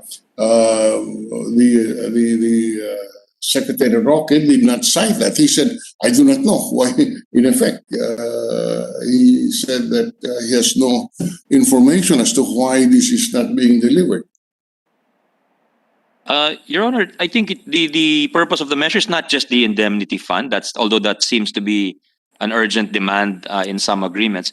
I think one of the moving forces behind this measure is the comfort level of the LGUs also, who have already entered into supply agreements, because given the local government provision, local government code provision, which disallows advance purchases, Your Honor. So they are worried that although they have already contracted and perhaps these are already perfected and would be due and demandable in going forward, they're afraid of the legal repercussions. So that's also one of. So as you're correct in saying, it's not just the indemnity fund which should motivate us or which should be the moving force of the bill, but it's also that helping out our local government units who have bravely taken the initiative to help our people, Mr. President.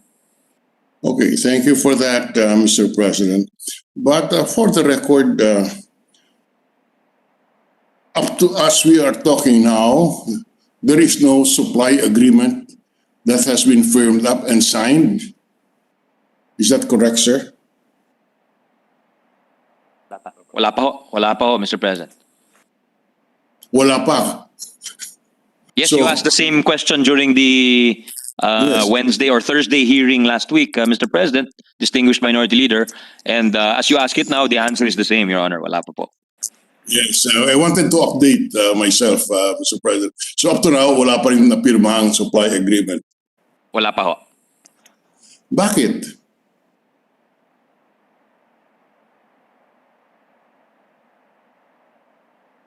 Yeah, though I've been told that the term sheets or the offers are live or are valid until the end of February. So we have until the end of February to close these agreements, Mr. President. are are we saying that before the end of February we will have supply agreements signed? For all or some? Yes, Your Honor, we will have a few by the end of February. Yeah, all right. Okay, I suppose by next week when we can validate that, I hope that we do not keep on postponing this. And I know for what reason we are postponing signing of the supply agreements. No. You know, Mr. President, really today, many are baffled by our situation.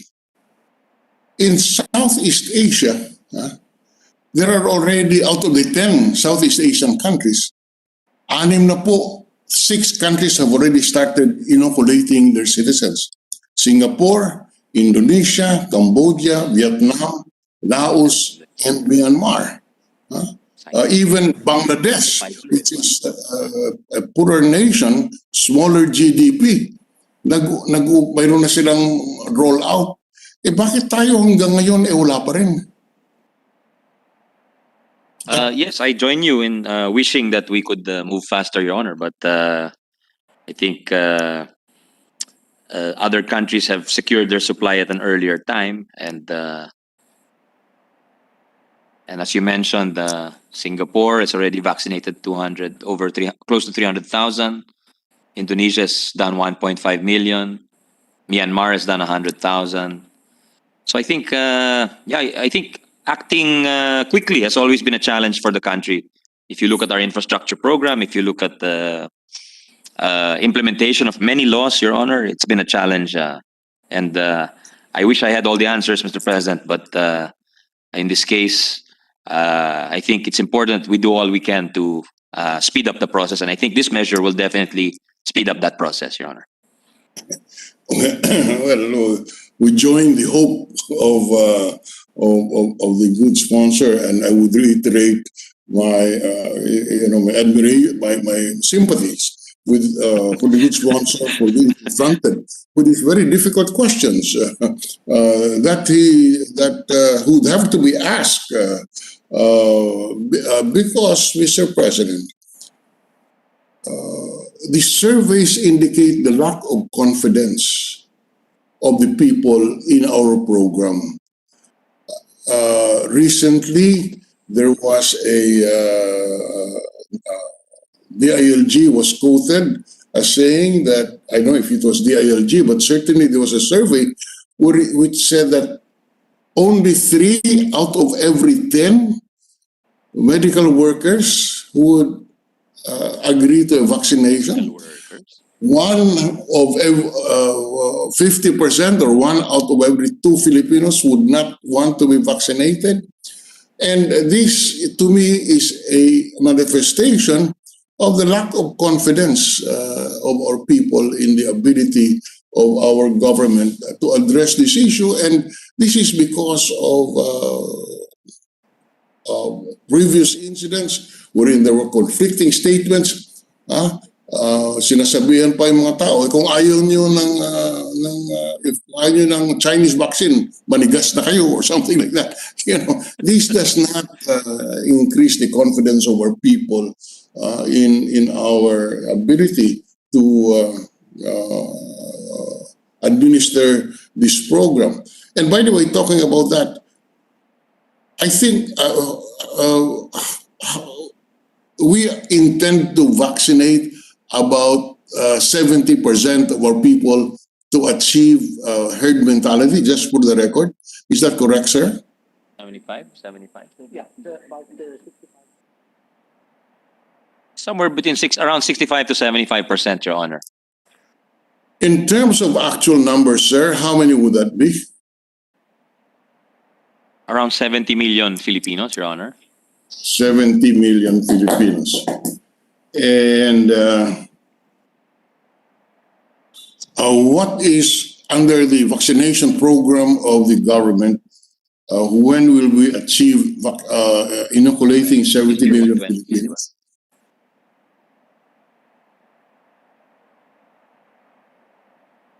Yung 70 win na for maybe.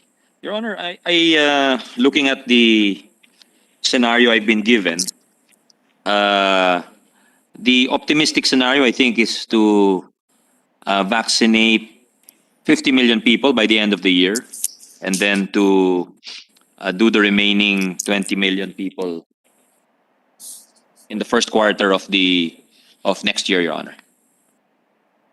Mr. President, we are saying that roughly a little less than 10 million Filipinos will be inoculated every month for the next 6 months. There is a schedule here before me, and they are looking at 10 million by September, Your Honor. But for February and March, April, sorry, there is a 9 million figure for May. But for February, March, April, it ranges from 3 to 5 million a month, Your Honor. Mr. President, for the record, what is the history of our vaccination program? In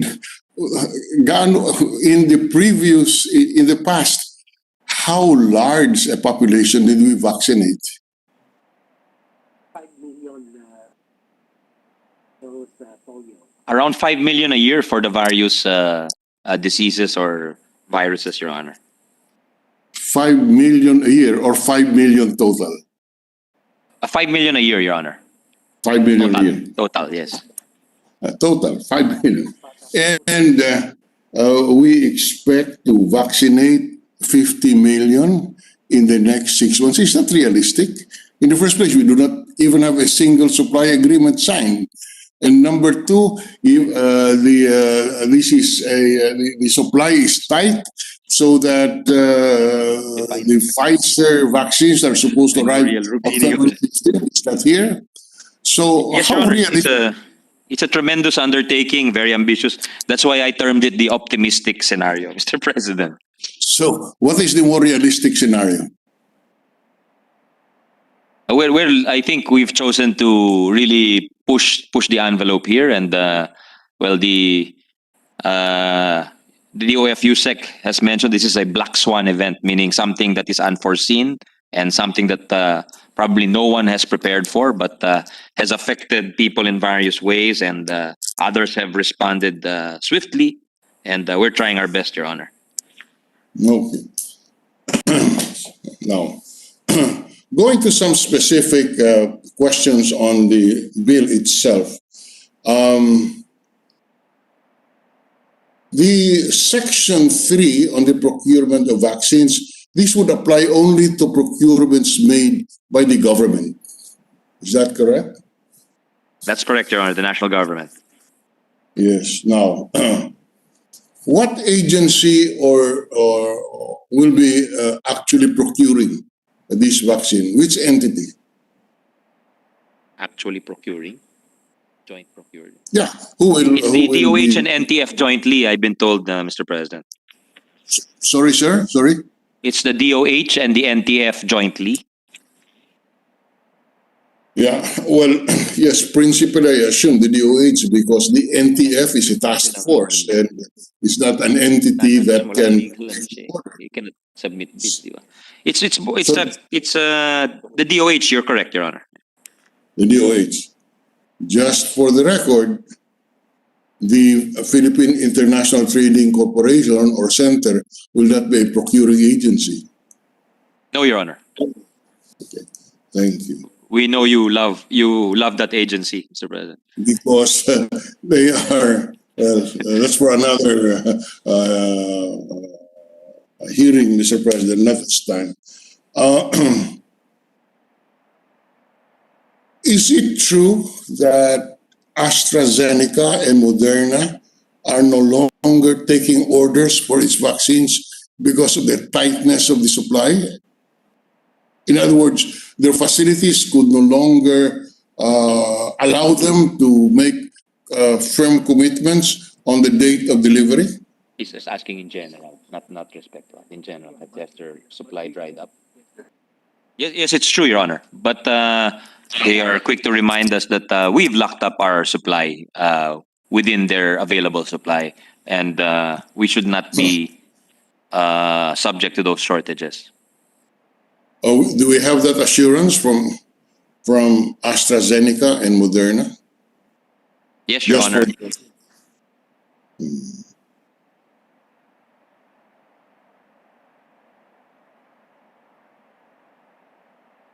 Minority Leader, while you're checking on your on notes, may we ask the sponsor if we can find out from the IATF if they are really recommending an MGCQ for the entire nation?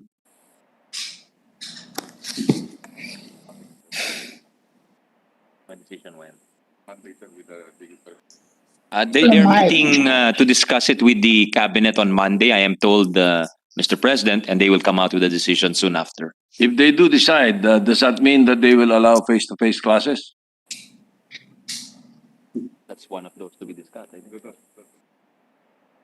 That's something that they will discuss, Mr. President. All right. Please let us know right away so we can also have a face-to-face session. we will convey. Very but, difficult. Very difficult to debate with the virtual. But those present virtually might go home right away, Mr. President, if you require face-to-face sessions. That's all right as long as they're here. Okay. If IATF recommends. Well, Minority Leader. May I just remind the Senate President that we are independent to the IATF? We were only looking at the recommendation. Thank you, Mr. President. The IATF's recommendation is weighty. That's what the Senate President is saying. But the Minority Leader's recommendation is weightier, according to him. I think kung pagbubutuhan natin ito, matatalo ko si Senate President. Well, just a few more matters, Mr. President. Now, on Section 8, this is immunity from liability. I agree with the good sponsor. I mean, with the Senate President pro tempore, that we should no longer, that we should just provide immunity from suit and liability the covered persons who are involved in the administering of the vaccine. Would the gentleman sponsor agree to that? Full misconduct, pati gross negligence. Hindi na kailangan pang guidelines ng Secretary of Health. This is on page 4 and earlier touched by the good Senate Majority President pro tempore. It reads, notwithstanding any law to the contrary, the Secretary of Health shall provide guidelines declaring a covered person to be immune from suit and liability under Philippine laws with respect to all claims arising out of, related to, or resulting from the administration and or use of COVID vaccination program. We joined the call of the Senate President pro tempore that we just provide exemption from liability unless there is willful misconduct or gross negligence, which is provided under our present laws, so that you can be made liable. You are immune from suit unless there is gross negligence or willful misconduct. Would the sponsor consider that in the period of amendments by just deleting the phrase or the words that would allow the Secretary of Health to provide guidance and instead provide an absolute immunity except for gross negligence or willful misconduct? Well, I personally am open to it, but I am told by the Undersecretary for Finance that the metric used in the supply agreements is willful misconduct. Maybe it's a difference in legal systems, Your Honor, But I think, yeah, my initial reaction upon reading this provision, which came out of the talks with the congressmen, the local government leagues, as well as the Department of Finance, is that it should also cover gross negligence. So I don't know if this is a case of semantics or if we are referring to the same thing in effect, no? But I'm willing in principle, Your Honor, to listen to the proposal of the minority leader and express openness in this regard. Yes. Right now, if you look at 931, the exemption is only for willful misconduct. As good sponsor is fully aware, there can be liability for gross negligence. Mr. President, I think that's universal access. Mr. President, with the permission. Yes, with the indulgence of the two distinguished gentlemen, Senator Lacson would like to interject. You're Yes, recognized. Thank you, Mr. President. Just to pursue the point being raised by the minority leader, maybe, and I'm thinking along this line, maybe we can include reckless imprudence. That's another possibility, Your Honor. That's That's a voluntary, but, concept it may cause- in our revised penal code. Yes. So if you kill someone, you're still liable, but there's less culpability, or the penalties are lesser, Your Honor. I will not We're also willing to look into that possibility, Your Honor. So I will not include that anymore in my interpellations later. Thank you. Thank you. Well, Relieved to hear that. although, yes, we have no problems with that, although gross negligence would certainly be broad enough to cover instances of reckless imprudence. But, if only to emphasize it, we have no problems with that. In other words, the covered person is exempt from liability unless the liability arises from willful misconduct, gross negligence, or reckless imprudence, if the sponsor is willing to consider that. Mr. President, Yes, indulgence of the gentleman. Senator Senator Risa Ontiveros is recognized. Thank you, Mr. President. Without speaking against the inclusion of reckless imprudence, but just weighing further on the side of in favor of, at the proper time, at the instance of the minority leader, including gross negligence, as he referred to, that exists in our existing laws. Particularly, it exists also in our medical malpractice law.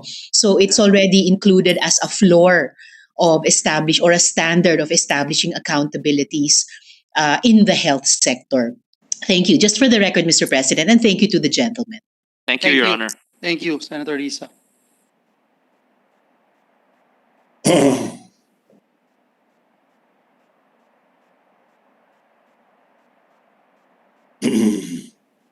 Your Honor, with the indulgence of the minority leader, may we request a 2-minute health break, Mr. President? We've been going on 2 hours, 15 Yes, minutes. Mr. President, Yeah. before that, I just manifest that I have no more questions, so we will just submit our proposed amendments at the appropriate time, given the responses of the good sponsor, and before the next interpolator, we can have a bathroom break.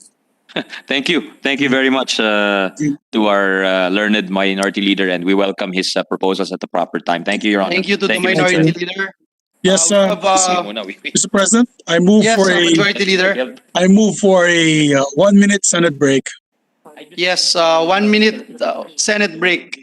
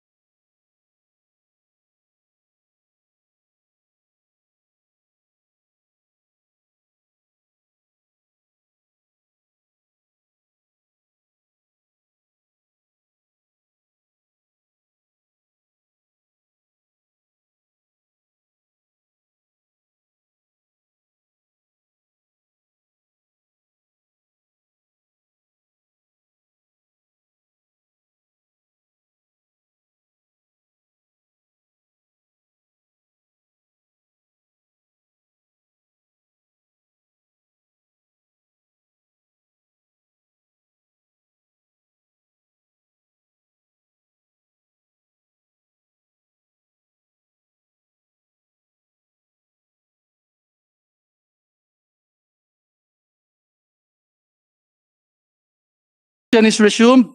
Majority Leader. You are muted, Majority Leader. I'm sorry, Mr. President. Mr. President, may we recognize our distinguished colleague from Cagayan de Oro, no other than Senator Aquilino Coco Pimentel III. The gentleman from Cagayan de Oro, Senator Coco Pimentel, is recognized. Thank you, Mr. President. Thank you, Majority Leader. With the permission of our hardworking sponsor, if I can ask some clarificatory questions. Of course, to our idol top-notcher, pride of Cagayan de Oro, along with the Majority Leader, Mr. President. The Majority Leader is the pride of Northern Mindanao, Mr. President. Both of you are the pride of Northern Mindanao. And Albay. And Albay. At any rate, Mr. Albay, President. less proud, Mr. President. I'm just kidding. If I can start, Mr. President. Yes, apologies, Your Honor. Of course, an act which expedites the procurement and administration of vaccines against COVID-19 will always get this representation's support. No, but there are some details that I want to be clarified on. So let me start by asking if this measure is our chamber's reaction to the inputs that we got during the Committee of the Whole hearing on the national government's vaccination program. To a certain extent, yes, Your Honor. But personally, I was not present at all the hearings. I think it tries to address some of the issues raised during the Committee of the Whole, but also to some of the newer issues like the, I'm not sure if the indemnity clause was an issue at the time during the COW or Committee of the Whole. And of course, the LGUs, since they have closed these supply agreements early this year with the vaccine makers, they're very much concerned. And I think a lot of the push comes from our local government units also, Your Honor. And of course, Majority Leader is also championing the measure, Your Honor. So may we know, Mrs. Sponsor, what were the bottlenecks or obstacles or problems which were brought out during the Committee of the Whole hearing, which we are now addressing in this measure? If meron.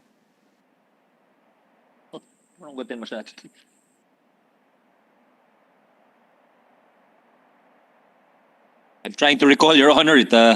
As I said, I was not really present. But I think, if I may speak more generally, Mr. President, I think the problem of the indemnity is a special concern for the vaccine providers. I think the issue of exemption from the local government code and the auditing code is a very important provision for our local government units.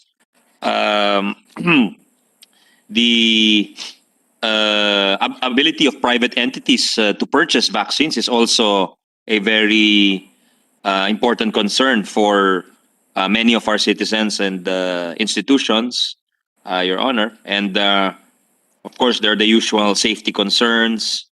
And of course, with many of our colleagues also filed bills for some of and we've included the provisions of those bills, like the vaccine passport, which may be a standard going forward, as well as the exemption from import duties, taxes, and fees.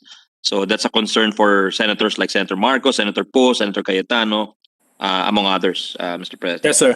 So when the problem of procurement, if strictly following the procurement laws was brought up, the answer is the negotiated procurement, which is found under emergency cases, which is found under Section 3. And then when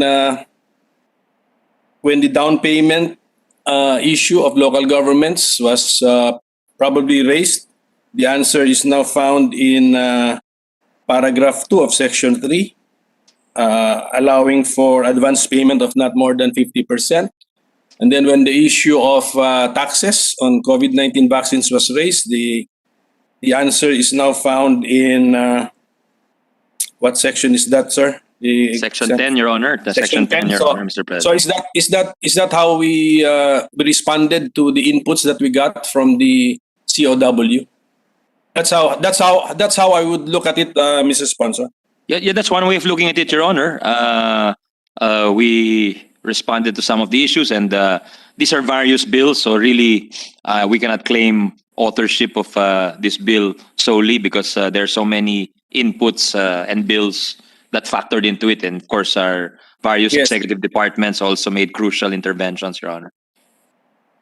Yes, so I hope that those familiar with the COW hearings, with all of the important issues raised there, which are the bottlenecks or the obstacles, the hurdles of the national vaccination program, would make sure that this is our chance to answer these problems, to make sure that all of the important problems raised there should be answered by this bill.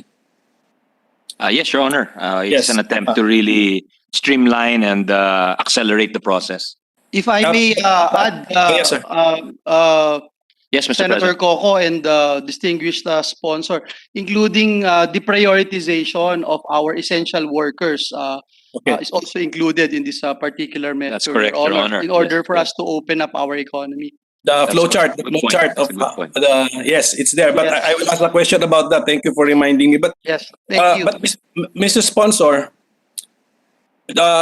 during the break, during our online discussion during the break, may reklamo na this matter of the need for indemnification agreement being mentioned now as being required by the vaccine manufacturers and suppliers was not brought out during the committee of the whole hearing. Ano ba nangyari rito? Kailan pa nalaman ito at bakit hindi po na ilabas doon pa mismo sa COW hearings na sana? I'm not quite certain, Your Honor, to be honest, if it was already brought out during the Committee on the Whole hearings, having not attended all of those hearings. Ang reklamo, sir, ang reklamo hindi nga daw na-mention nung sa COW. So, yeah, definitely during the budget. I remember it was not mentioned. Otherwise, we would have put a fund for that, Your Honor. Pwede natin tanong, sir, tanong natin doon sa mga resource persons with you now who were resource persons in the COW, bakit hindi na-mention? Your Honor, during the Committee of the Whole. It was mentioned daw. Secretary Duque is mentioning that they mentioned it during the Committee of the Whole hearings, Your Honor, Mr. President. Okay, so Senator Pangilinan wants to interject something. I'm willing to waive a few minutes. Yes, with the indulgence of the two gentlemen, Senator Pangilinan is recognized. Thank you. Yes, we recall that the Secretary Duque mentioned something about indemnification during the Committee of the Whole hearings. But this was said not in the context of it being a prerequisite to signing any supply agreement with any of the vaccine makers. That wasn't clarified then. It was mentioned, it was suggested that perhaps there should be some sort of indemnification for possible adverse reactions or allergic reactions to the vaccine, but it was not at all mentioned that this is necessary before any supply agreement was to be entered into. In fact, they were saying that we will have the indicative deadline of signing the agreements will be, and the delivery and the vaccination will be Feb 20. Just for the record, Mr. President. I recall that, Mr. President. With the permission of Senator Pimentel, Mr. President, just one question only. Yes, Your Honor. Point on the indemnification. Isn't it a fact that if the board of directors of the PhilHealth were to pass a board resolution saying that they will have an indemnification program for those who may be adversely affected by the vaccine, wouldn't that suffice? In fact, you don't even need the law. Board resolution lang ng PhilHealth pasasagutin nila. It would suffice, Your Honor. It would suffice, except for death or permanent disability, because PhilHealth covers hospitalization, Your Honor. Yeah, ulitin ko lang. a board resolution including death and disability. Of course, it is in their charter. That's charter. Yeah, the board can approve that. Is that in the charter of PhilHealth? Death to cover death or permanent? For this purpose, the two resource persons here, Your Honor, are saying it is not covered by the charter of PhilHealth. but nothing prevents the board from allowing that. I think they are governed by the charter, Your Honor. So if that's the way they interpret the charter, then the board would not act in a way to overrule the charter, Your Honor. I disagree, Mr. President. It talks about healthcare. Now, if there's an adverse reaction because of a vaccine, so sagot nila, pwede, through a board resolution lang. Yes, yung pagka nagkasakit ho, pwedeng-pwede ho yun. Kasi under the PhilHealth Charter, talagang hospitalization is covered for I think all types of sickness. But the distinction they are drawing, Mr. President, is for death or permanent disability. Hindi daw yun usually kino-cover ng PhilHealth. Okay, usually hindi. But this is a pandemic. And we're talking about a vaccine. And that's why you have a reserve fund. I just wanted to put that on record. Now, frankly, we may not need a law, but I don't mind passing a law since we're discussing it already. I'm just saying that if the executive wanted to act, and who is the chairman of PhilHealth? It is the DOH secretary. Members are the Department of Finance secretary, so on and so forth. It can be done. Kung gusto, pwedeng gawin. That's all I'm saying, Mr. President. So, again, thank you to the gentleman from Cagayan de Oro for allowing me to interject this point. Thank you very much. Thank you, Your Honor. I'm just relaying also what was relayed to me by our two resource persons. Yes, Senator Recto. Yes, Senator Pimentel, you can proceed. Thank you to Senator Recto. At any rate, I'm only pursuing a point he raised earlier. Yes, Your Honor. Yes, Your Honor. But because in the scenario, in a scenario like this, where there's a vaccination, if you look at the possible liabilities, I think this is what the so-called indemnification agreement, the so-called immunity from liability, and the indemnity fund for serious adverse effects and deaths. These are what they're trying to cover, because the possible points of liability would be, number one, the vaccine manufacturer supplier. Number two, those who are just implementing the mandated national vaccination program. And then number three, not in the sense of liability, but compensating those who will be adversely affected by availing of this national vaccination program. So those who will be adversely affected will be compensated by Section 9. Yun po yun, di ba? And then those who will be simply following orders, following the program, and implementing the program will be covered under Section 8, immunity from liability. So what is now missing, and what I have heard earlier, is that this is what the manufacturers are asking for, is their indemnity agreement. Sir, but ano po laman? What do they need from us? What is this? What are the contents? What should be the content of this indemnity agreement that COVAX and Pfizer, according to the earlier answer, are requiring before they can proceed with our contracts? They are that they will be held free from any liability from any SAE or serious adverse effect as a result of the vaccine, Your Honor. Yun po ang hinihingi nila at yun po ang sakop nung Section 9 natin.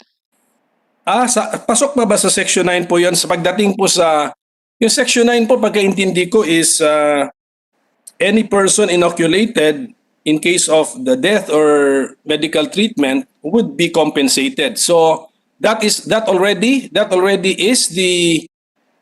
satisfies the indemnification agreement being required by COVAX and Pfizer?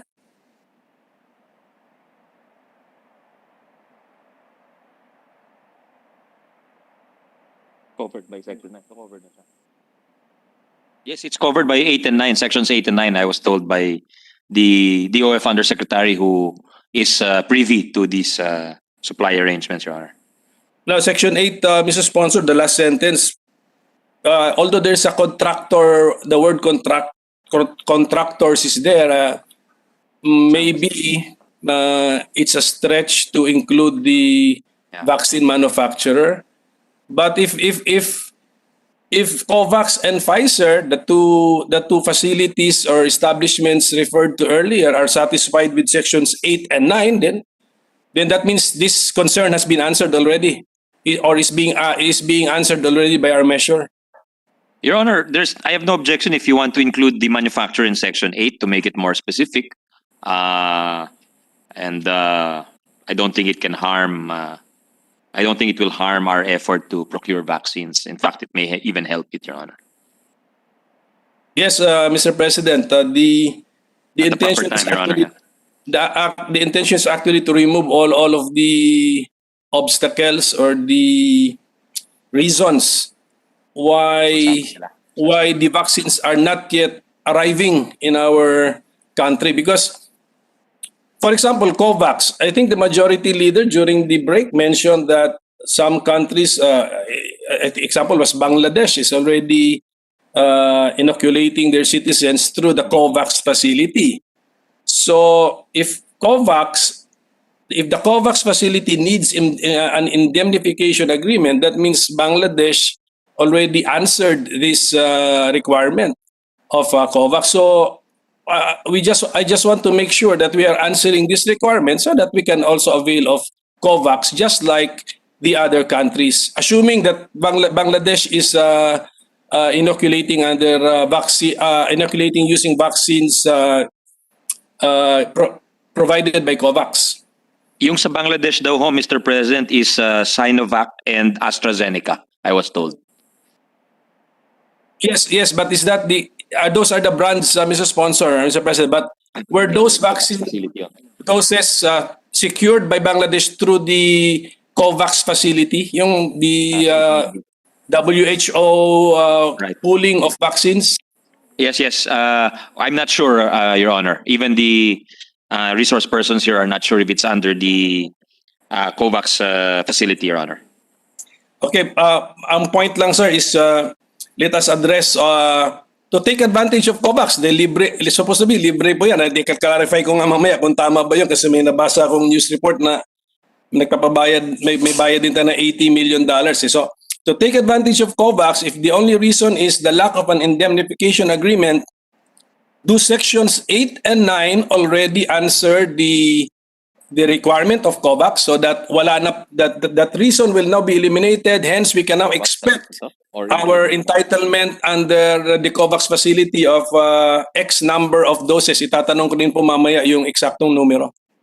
Yes, it would meet the requirement for the COVAX for Pfizer. Because I think for AstraZeneca, they're not demanding the same type of indemnity provision, Your Honor. Okay, sir. Okay, so if sections 8 and 9 already answer this need, then as written, so we should make sure that when we amend it, it will still continue to answer the indemnification agreement required by COVAX and Pfizer. Yes, Your Honor. Yeah. With the permission, I'm sorry, Mr. President. With the permission again of the gentleman. Yes, Senator Recto, with the permission of the gentleman. I'm sorry if I'm interfering, but again on the indemnification one last, because in the bill it doesn't even say how much are we going to give a patient pag namatay or halimbawa permanent disability. There's nothing in the bill. Who will determine that? PhilHealth? PhilHealth under bill, Your Honor. So in case of death or permanent disability, who will determine that? Yung PhilHealth ho, under the bill. Under the bill. Okay. Apo. Okay.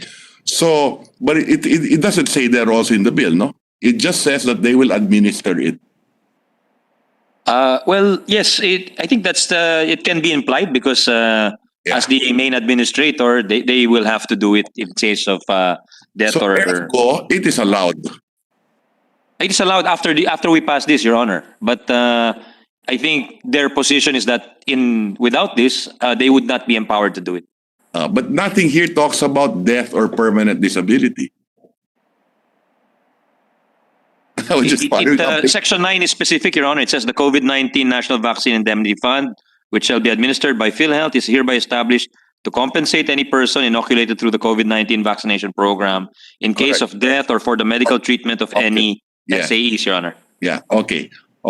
So thank you for the clarification. Thank you very much. Thank you, Your Honor. So they will determine the amounts. I would assume so, yes, Your Honor, under the implementing rules. Maybe at the appropriate time we could look at that again as well, no? Yes, we're open to that, Your Honor. Thank you. Thank you. Thank you, sir. Thank you, Senator Recto. So at least that is the reply of the sponsor. So it's clear that this matter of indemnification agreement has been answered by this measure. Can I? Yes, but again, I would like to repeat, Mr. President, I'm still open to whatever the gentleman might propose to better it. Yeah, but if as written, this already answers the requirement, we better be careful with our amendments to make sure that we do not change any concept in the amendment in the original. So yes, Your Honor. Can I digress a little, Mr. President, and ask about COVAX, because I asked this during the committee of the whole hearing, if we are going to pay for the doses we will be getting through COVAX. And the answer I got was that this is going to be free. But then I read a news report that we are going to pay $80+ million for our availment of the COVAX facility. So may we know what is the real situation with COVAX? It comes out to Your Honor, you're correct your statements, and it's actually $76 million for 40 million doses. So it comes out to less than $2 per dose, Your Honor. Why were we given a different answer during the COW hearing, sir? Secretary Galvez said it's free and then confirmed by the WHO Philippine representative. So ganun ba pabago-bago ang policy, pati it was number? A different situation then, Your Honor, and I was told kinapos ng pera itong Gabi, which is the entity funding the COVAX facility, Your Honor. So I think the answer was truthful at the time, but there is a change of underlying circumstances, Your Honor. So okay, sir. So from $0 to $76 million. Okay, sir. Well, I'm not sure what the. I think.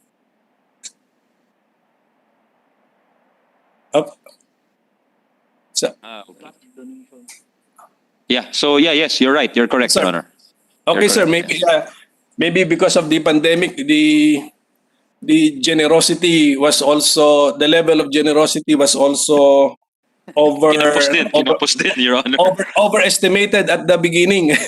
So even the 20% nag-lower na, no? 15% na. Sino ba nagsabi kanina? Bumaba na to 15%. Secretary Galvez and Secretary Duque were talking or mentioning 15% of the population. Sige, sir.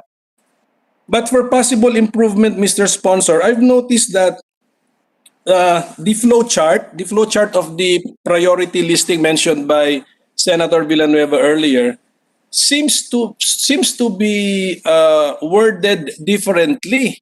If for example, page 3, line 12, if the procurement of the vaccine is funded by the national government, then the LGU shall comply with the science and evidence-based terms and conditions of deployment and prioritization provided by the NITAG. And then line 16, for LGU-funded vaccines, there is now mention of frontline workers in health facilities, senior citizens, and indigent patients. And then pagdating po naman sa private entities, same page 3, beginning with line 30, ando naman yung prioritization, healthcare workers, senior citizens, economic frontliners, and essential workers.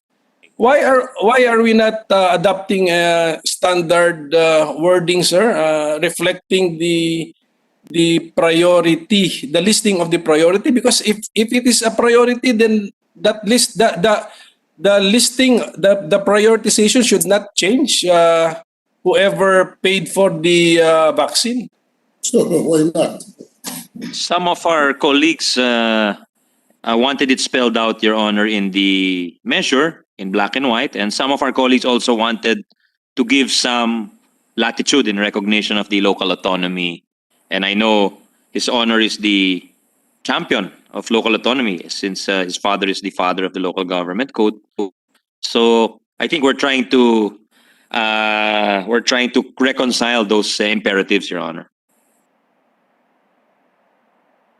Okay, I can see the rationale in the sponsor's response, but when it comes to procurement of vaccine by the national government, there is no such there's no need to list down the groups in order of priority. We just say that the prioritization is to be provided by the National Immunization Technical Advisory Group. That's there is a specific, I read it out earlier during the interpellation of the Senate President Pro Tempore, Senator Recto. They have already given 3 criteria, Your Honor, for vaccination. Criteria 1 is the priority groups. These are the healthcare workers, the senior citizens, the indigents, the military, the other frontline workers, and special population. Criteria 2 is the geographic location. This is based on, first, the COVID-19 burden of the disease, and the second, the LGU readiness to effectively and efficiently deploy vaccines. And criteria 3 was the sub-priority groups, which is based on exposure and mortality risk. So priority for healthcare workers for directly providing the care, for seniors in the highest age groups. So prioritization within the priority groups, Your Honor. That's found in another document, Mr. President, right? Not in the measure. I know, Your Honor. That's a release by the NITAG, Your Honor. Yes, correct. You're correct. It's not in this document. And that's how they will distribute the vaccines procured by the national government, siguro. But on page 3, line 12, this is now the directive to the LGU for the vaccines, I think, that they receive from the national government, spent for by the national government. So it's just general. They just comply with science, and then the prioritization provided by the NITAG. So Opo, yun yung kakabasa ko lang po, Mr. President, na yun yung national prioritization. They must comply with that since the vaccine was funded by the national government. sa pagtanggap nila, sir, pagtanggap po nila, Mr. President, ng vaccines funded by the national government, may kasamang yung papel na yan, yung listahan na yan. Dapat sundin nila. Opo. Yes, Mr. President. Sige, sir. Sige, sir. Just one last concern, Mr. President. Because Section 11, there's a vaccine passport program. So this section establishes the vaccine passport program. Nagulat nga po ako bakit. So there is another program being established under this measure. So what is this program? Hindi ba all we need is just when we are vaccinated, all we need is just a record of our vaccination. And since this requires a second dose and we need to get the the second dose must be of same brand of the first dose. So that's our record, so that we will not make a mistake. So what is this vaccine passport program, sir, that we are also establishing under this measure? It's just a record, as you mentioned. It is a record that the person was vaccinated and the circumstances of his vaccine, what was the manufacturer, what type of vaccine he received, the date, etc., and other specific circumstances. And this is a product of a bill filed by our colleagues, Senators Poe, Senator Cayetano, and Senator Revilla, and we adopted that provision, Your Honor, because the belief is that it will be necessary for our countrymen going forward, especially those who are working abroad, Your Honor. There must be an official certification from the country that they have been vaccinated, or a certification by an official institution tasked with that to be the repository of that information, Your Honor. So are we anticipating that there will be an internationally recognized passport requirement, a vaccine passport requirement? Because there is none as of the moment, as far as I know. Yes, I think that is the discussion. If you don't get that vaccine, then you may not be allowed to enter. It may be a requirement later on for entry into other countries, Your Honor. I'm just perhaps going ahead of ourselves because that's not strictly speaking what is provided for in the bill. But it is good also to know where other countries or how other countries are thinking, Your Honor, because if that lack of a certification from an official government body would hamstring our officials, then tsaka lang po tayo gagalaw. Pero mabuti na rin po, in a sense, we are ahead of the curve. Yeah, but as of the moment, we have a so-called vaccine booklet, diba? When we get vaccinated, we can put the stamp there of the date, the brand, what kind of vaccine, the doctor who administered, etc. So yes, I remember I had that, and I would bring it to my doctor every visit, Your Honor. Yes, sir. Yes, sir. So if we are establishing another system here, and we're calling it a passport system, that means we are anticipating that this will be needed in the future. Because if you look at page 5, line 25, it says that the vaccine passport shall take into account internationally recognized standards. Meron na bang ganon? For regular travel passports, but for vaccine passports, I don't think there is any. So are we the first country now trying to establish a vaccine passport program, Mr. President? I think we may be the first one to call it a passport per se, but there are countries which issue other documents which serve the same purpose, Your Honor. Iceland issues vaccination certificates, which is to facilitate international travel and movement of people across borders. Israel has what it calls a green pass for those who receive 2 doses of the vaccine. And this is required for entry into certain public spaces. Denmark, I am told, has a document that also serves the purpose of a vaccine passport with similar information. This is again also for travel. Just some examples, Your Honor. The rule, Mr. President, is that the COVID-19 vaccination is not mandatory. Hindi po ba? Hindi po, no? It's not mandatory, right? That's correct, Your Honor. That's correct. Yes, sir. Okay. I'm just worried that, you know, if we now establish a vaccine passport program and the word passport actually connotes or affects mobility, if we are requiring a passport, COVID-19 vaccination passport for the mobility of our people, are we not indirectly telling them or pressuring them that COVID-19 vaccination is mandatory if you want to be a mobile person? Hindi naman siguro, Your Honor. It's just really to certify that that person was vaccinated, and that certification carries with it all the attendant benefits, whether through law or through practice. And again, we're not tied to the name passport. If you want to call it something else in order to... Yes.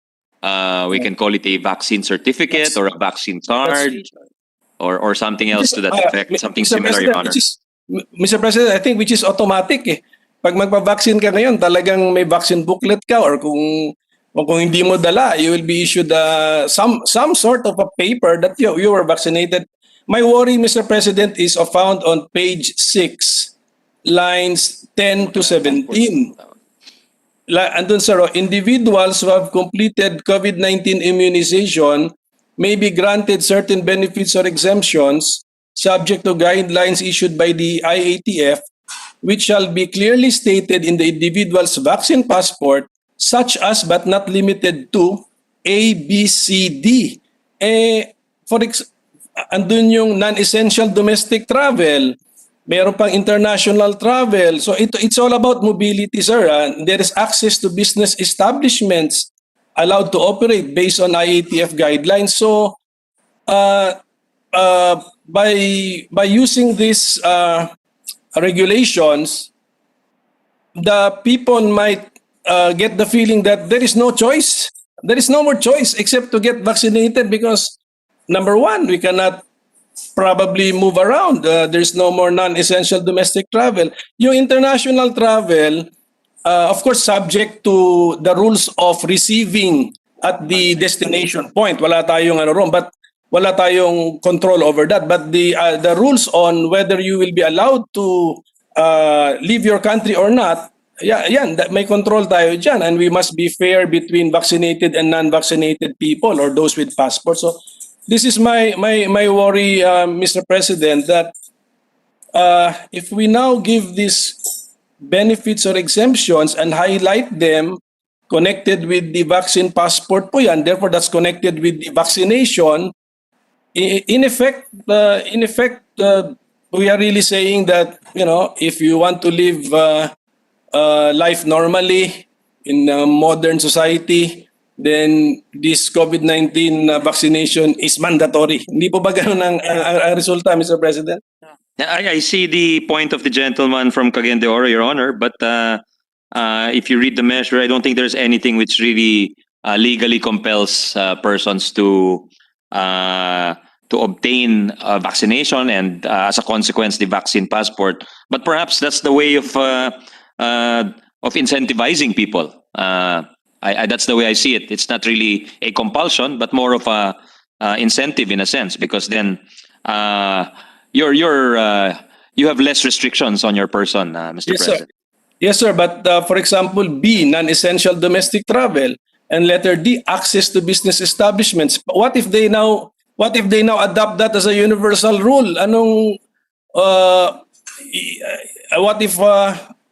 what if pharmacies adopt this as a universal rule? Paano po yan? Ano po mangyayari? So I mean the danger is there, and I may be exaggerating, but the danger is there because we are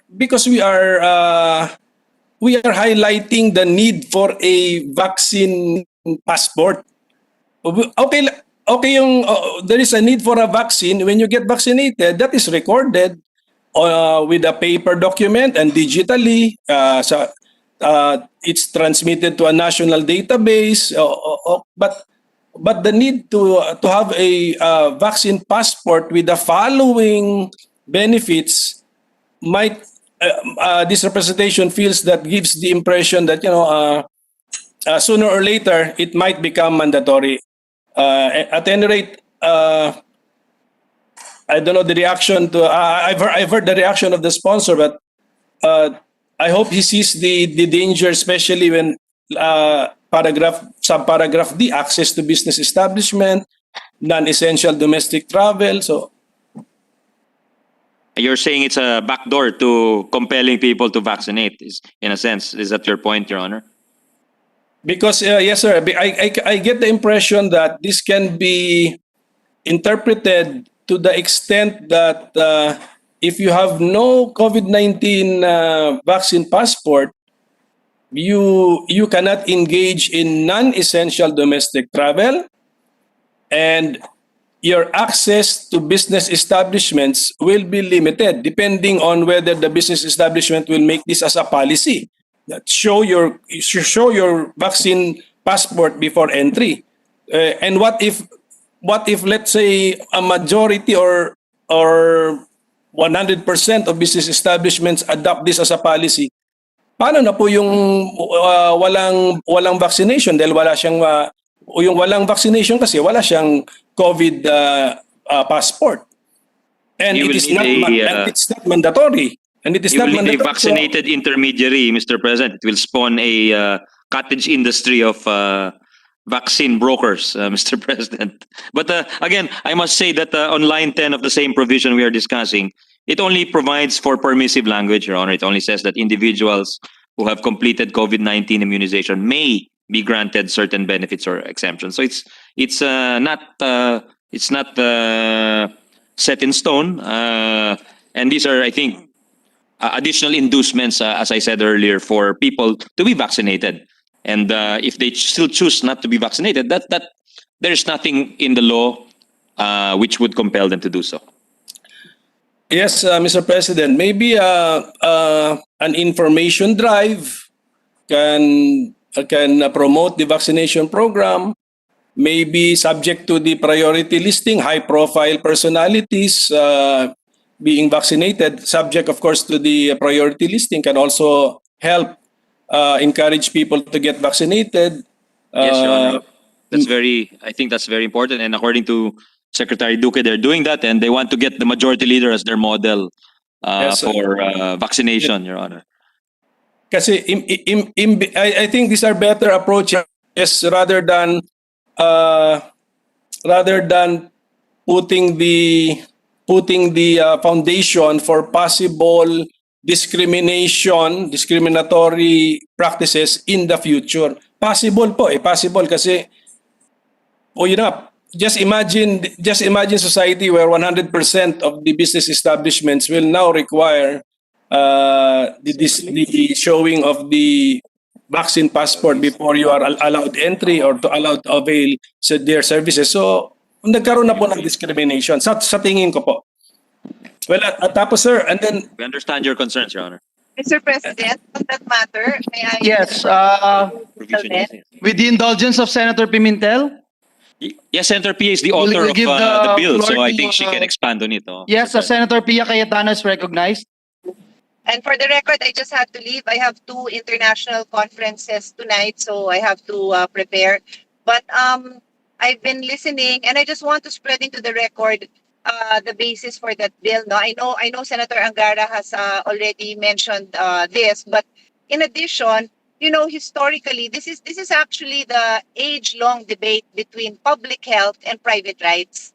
And Senator Tolentino might be in the best position if he's willing to elaborate, because he did some extensive research that in the early days, they even prevented in the US, where I think the US was one of the first countries to develop vaccines, more than 200 years ago. And they even had a campaign that if the children were not vaccinated, they cannot go to school.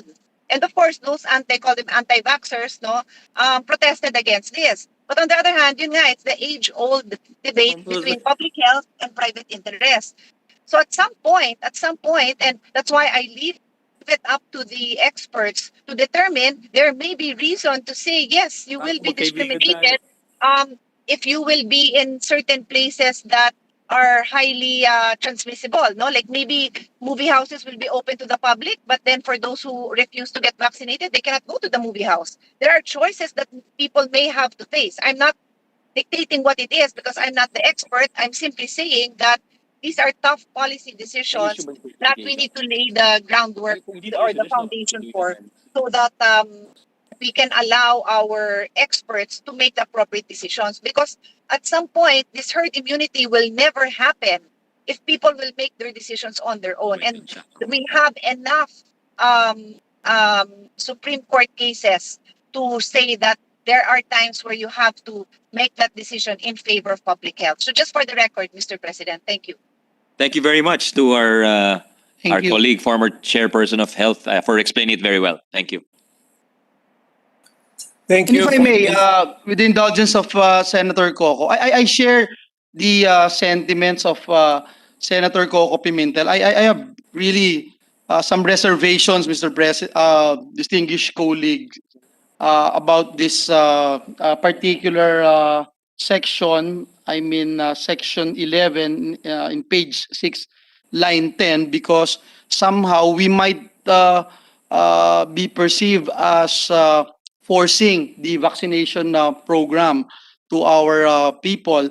And with regard to the word passport, I share the sentiments of Senator Coco Pimentel that when you talk about passport, it's mobility.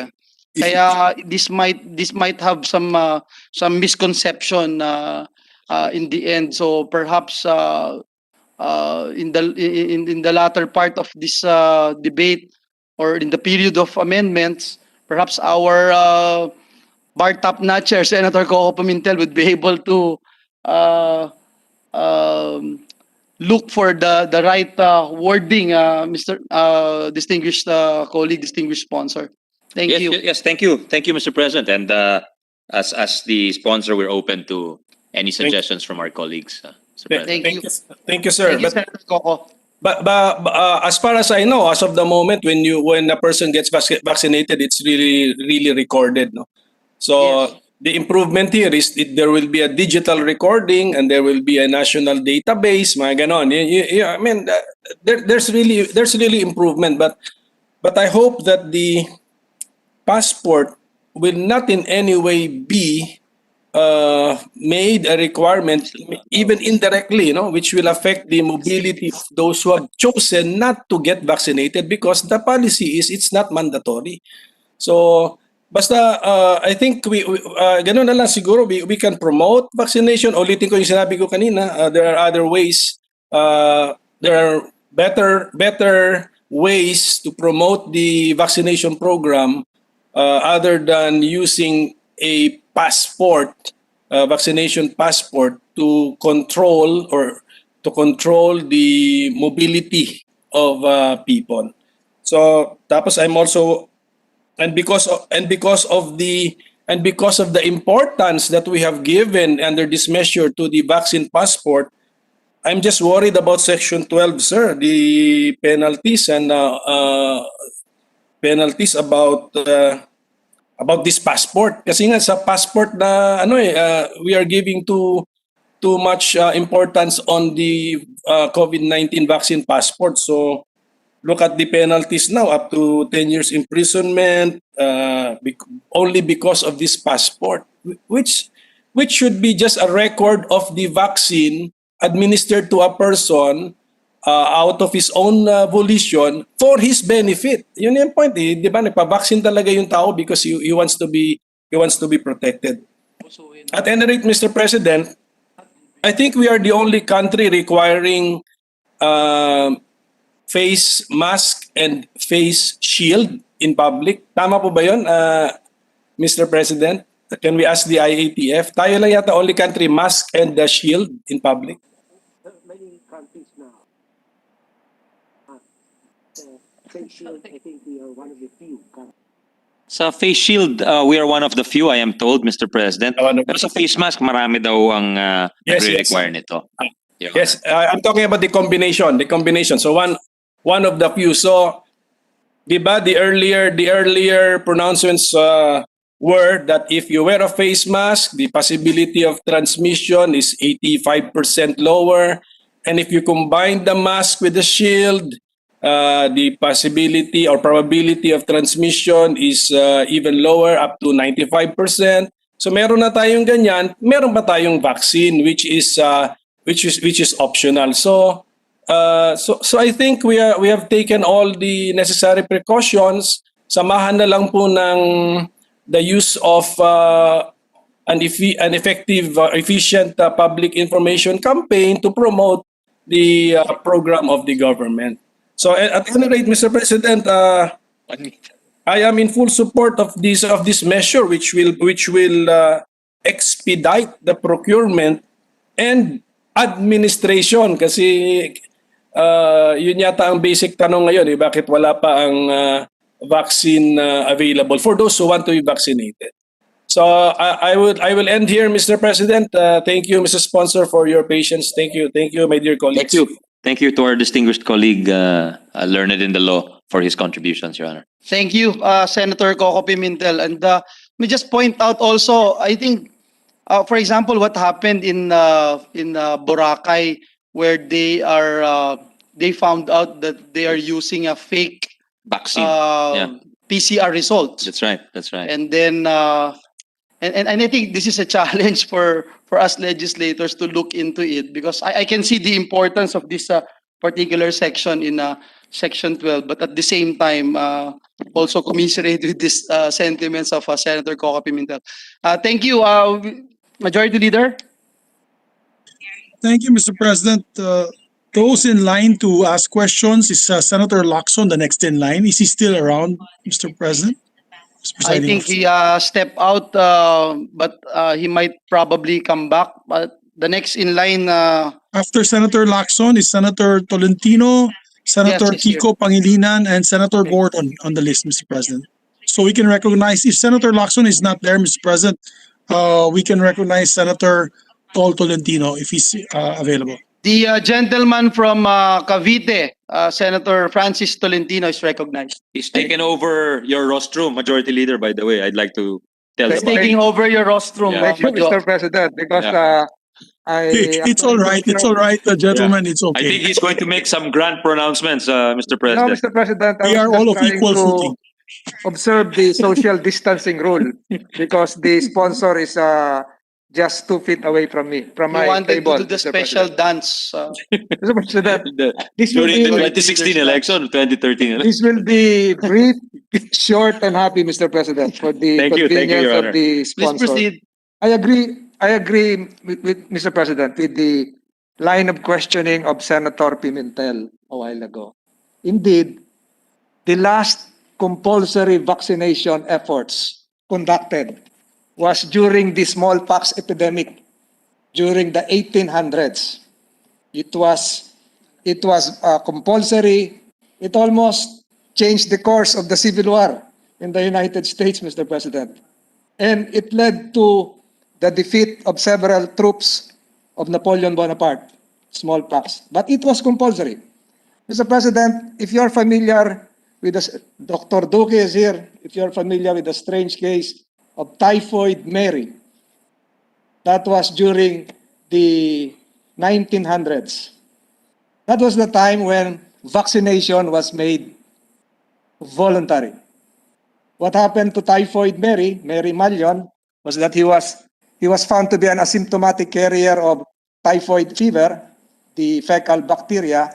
He was incarcerated in a hospital in I think near the Bronx in New York for 23 years until she died because she was a carrier. But the entire state was not compulsorily vaccinated. So the notion of making this compulsory with the provision of the passport might run afoul with some constitutional requirements relative to freedom to travel, relative to personal right to privacy, among others. But I have no quarrels with that. I'm just following up the line of questioning of Senator Pimentel. For the record, is the COVID-19 vaccination, is it going to be compulsory? No, Your Honor. No. So it is not required, even if later on, as envisioned by the World Health Organization, they will have a vaccination program for children. Because insofar as polio and other diseases that are meant to be cured, it is compulsory vaccination. No, even to this day, Your Honor, vaccination for children is not compulsory. Measles.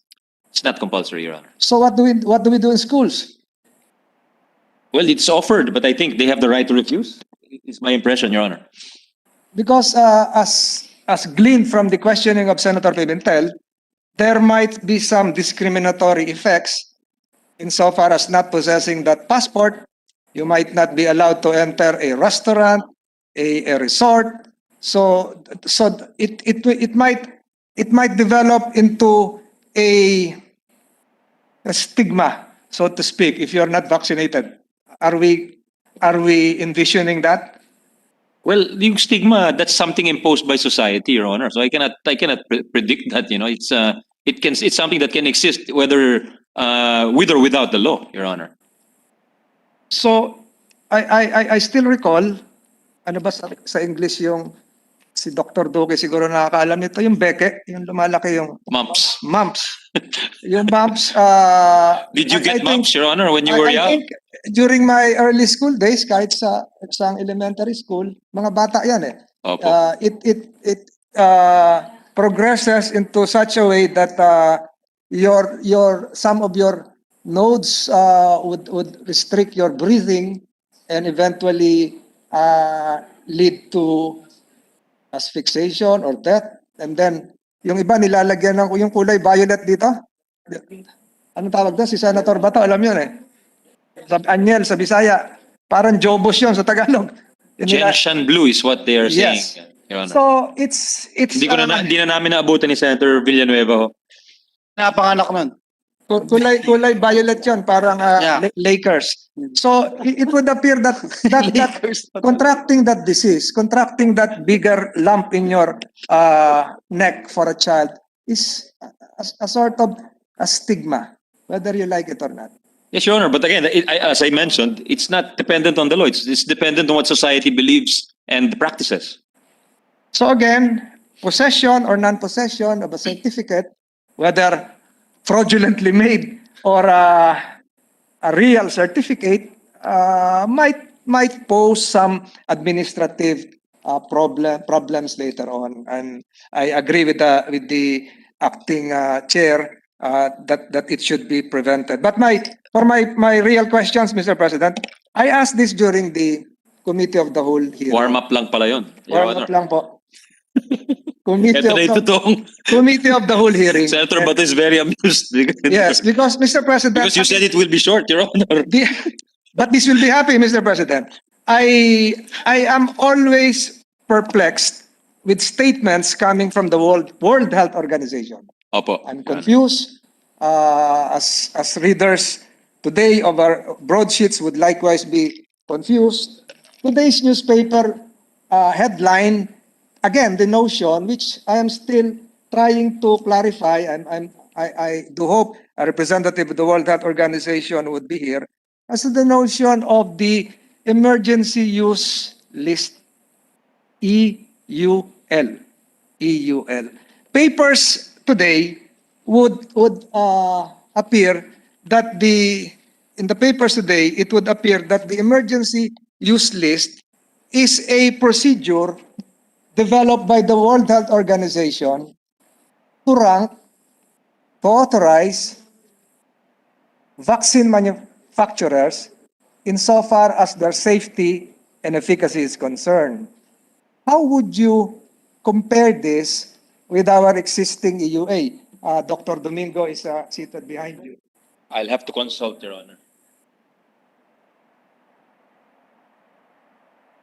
Halos parehas lang ho, Your Honor. We follow daw the standards of the WHO for EUL, Your Honor. But Mr. President, what makes me more confused is that the proposed bill, and I'm looking at the precise section. This is section 7 on line 18 to 19, and I quote, notwithstanding any law to the contrary, that health HTAC shall have the authority to make recommendations to the DOH and PhilHealth on COVID-19 vaccines based on preliminary data from phase 3 clinical trials and World Health Organization recommendations. So we are now, the draftsmen of this bill, we are now recognizing implicitly, directly, the authority of the World Health Organization to make their own listing. So my question is this, Mr. President, what is the effect of a vaccine purchased by the government, purchased by the LGU, without being included in the EUL? Because as of now, Mr. President, I think I have a slide, one slide presentation here. Because, Mr. President, as of today, maliit lang yung slide. Can you enlarge that? As of today, there are only 2 EUL-approved vaccines, Pfizer and AstraZeneca. My question, Mr. President, is what will now happen to the vaccines not yet listed by the World Health Organization as part of their EUL, wherein the LGUs have already made down payments, signed contracts, among others? As long as the FDA has issued the EUA, it is a valid agreement, Your Honor, and they will be allowed to buy it.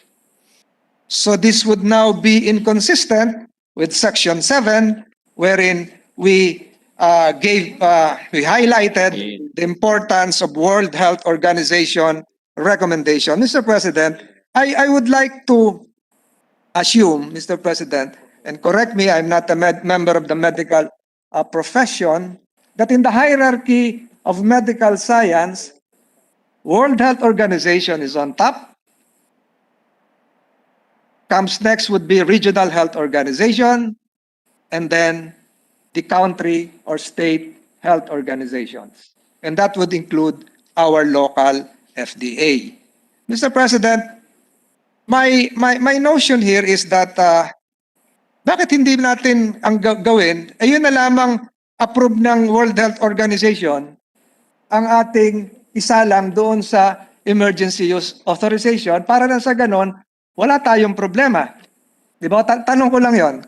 Nandito po sa screen, Mr. President, are more than 12, can you enlarge that? More than 12, 15, can you go to the first slide? 15 vaccine manufacturers with EUL applications. Nakalista na po sila, so inapprove na si Pfizer, sumunod na po si AstraZeneca, and I cannot see it from this distance, but I can probably see the logo of Johnson & Johnson's. I see Moderna, I see Sinovac, and a lot of other vaccine manufacturers. So I cannot read anything, Your Honor. So I apologize, but go ahead. for the record, the committee sponsor will be given a copy of the Thank you. printed listing coming Including the Presiding officer. presiding officer, please. this document, Mr. President, Maybe it's out of order, Your Honor. No, I'm just kidding. I'm just Mr. kidding. President, this document came from the World Health Organization, and it's document dated February 16, 2021, just yesterday. This is really relevant, Mr. President, the status of COVID-19 vaccine. So, Mr. President, and you have check marks there. Ang tanong ko po rito, ang bibilhin natin, kahit walang EUL approval ng World Health Organization, as long as there is an emergency use authorization of our own local FDA, okay na po yan. Yes, Your Honor. But isn't it a fact, Mr. President, before, and we relate now this with the COVAX Gavi facility, before the COVAX would release vaccines to several countries, it has to have an EUL imprimatur from the World Health Organization. Because it's WHO initiative. Yes, that's true, Your Honor. So paano na po ito? Kung bibili yung iba nating mga gobernador, nakikinig yung executive director ng ULAP, Governors League, na wala pang EUL, bottom line, mahalaga ba ho yung EUL? Mahalaga po. In fact, that's why we adopt it as a basis for issuing the EUA for our local FDA. But at the same time, we don't, Philippine law does not limit us to abide just by the EUL, meaning in the absence of the EUL, we are bound to wait for that, Your Honor. And I've been told by Director Domingo here that not all vaccine manufacturers apply for the EUL with the WHO. I hope this, with all due respect, I hope the committee secretariat can be provided a copy of my WHO listing ASAP. Mr. President, the reason why I'm trying to dig into this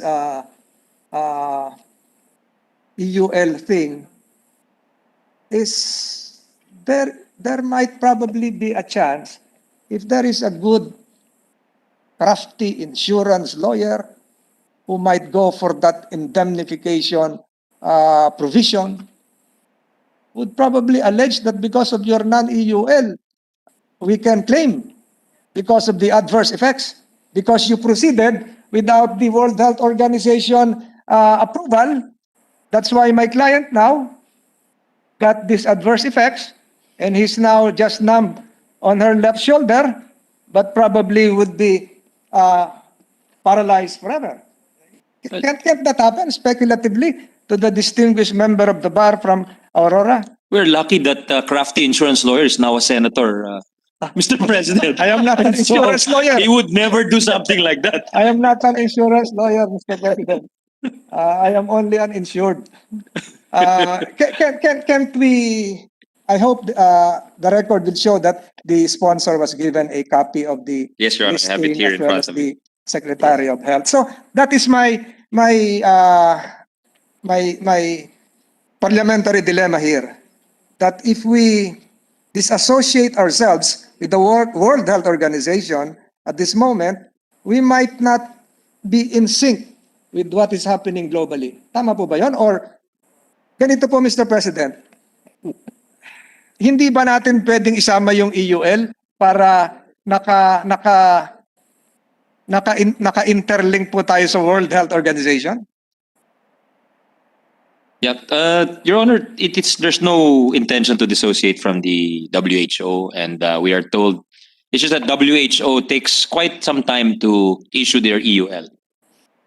So it would appear, Mr. Chair, that from this listing dated yesterday, next in rank would be, if I can move closer, I think it's SK something. It's a product coming from Korea.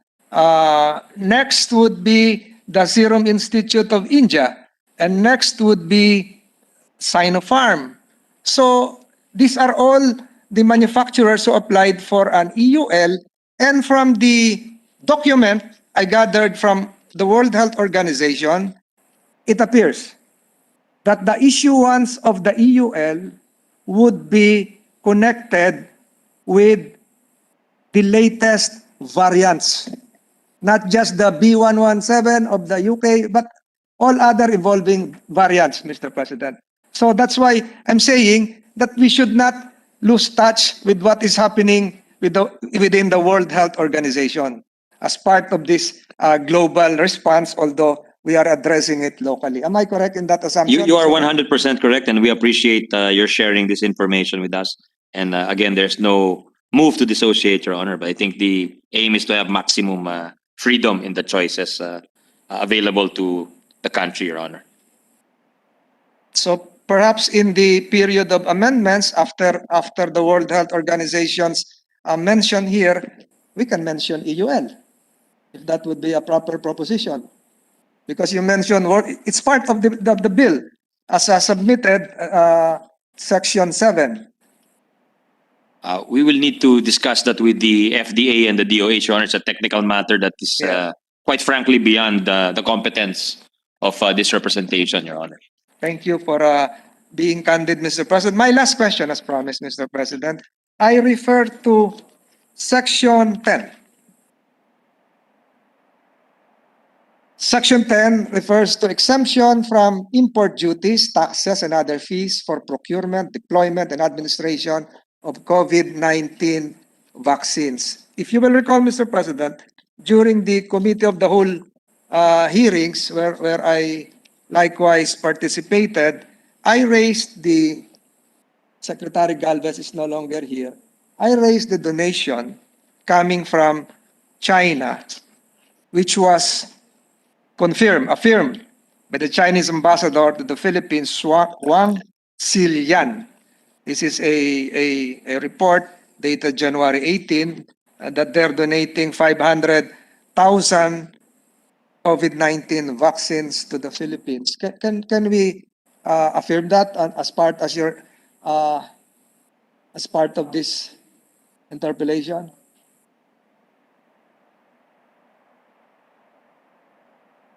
It's actually 600,000, I've been informed. 600,000. And end of February arriving, Your Honor. So I stand corrected. So this is now the 600,000 Sinopharm or Sinovac? Sinovac, Your Honor. Is the difference between Sinopharm and Clover? Iba pa rin yung dalawa. Iba pa rin yun. So this is getting more confusing. But be that as it may, there is the Chinese ambassador's confirmation, as reaffirmed by the good sponsor, probably confirmed with the presence of the Secretary of Health here, that there is going to be a donation. And in Section 10, Your Honor, there is a provision on line 19. After the word tax, excise tax, there is a donor's tax.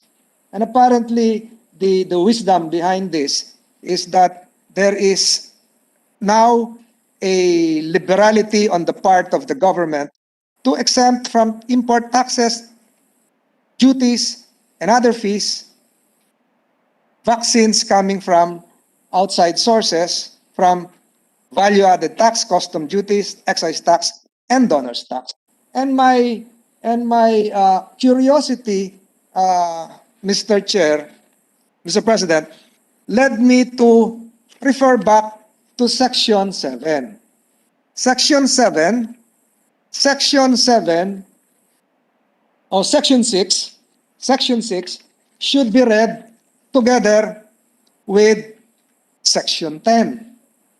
Because Section 6 refers to the transparency and accountability in COVID-19 vaccine procurement.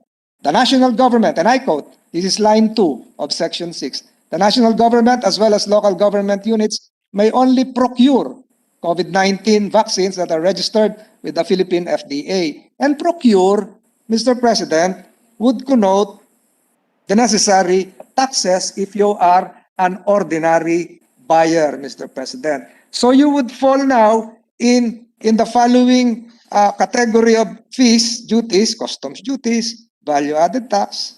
Am I correct, Mr. Sponsor?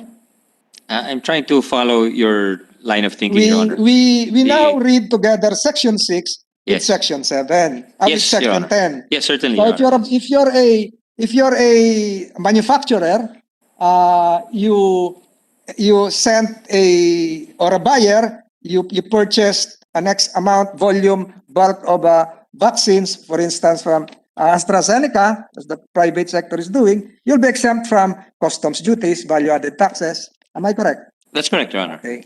So if we expand the notion here of the other tax mentioned in Section 10, the donor's tax, plus the confirmation I got from the Secretary of Health and from Your Honor that the Chinese government already donated 600,000 COVID-19 vaccines to the Philippines. Am I correct to say that this donation will be free of the donor's tax, which is, I think, 6%?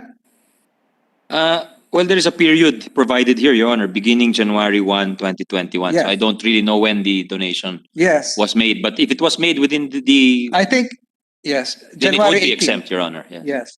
So what about future donations?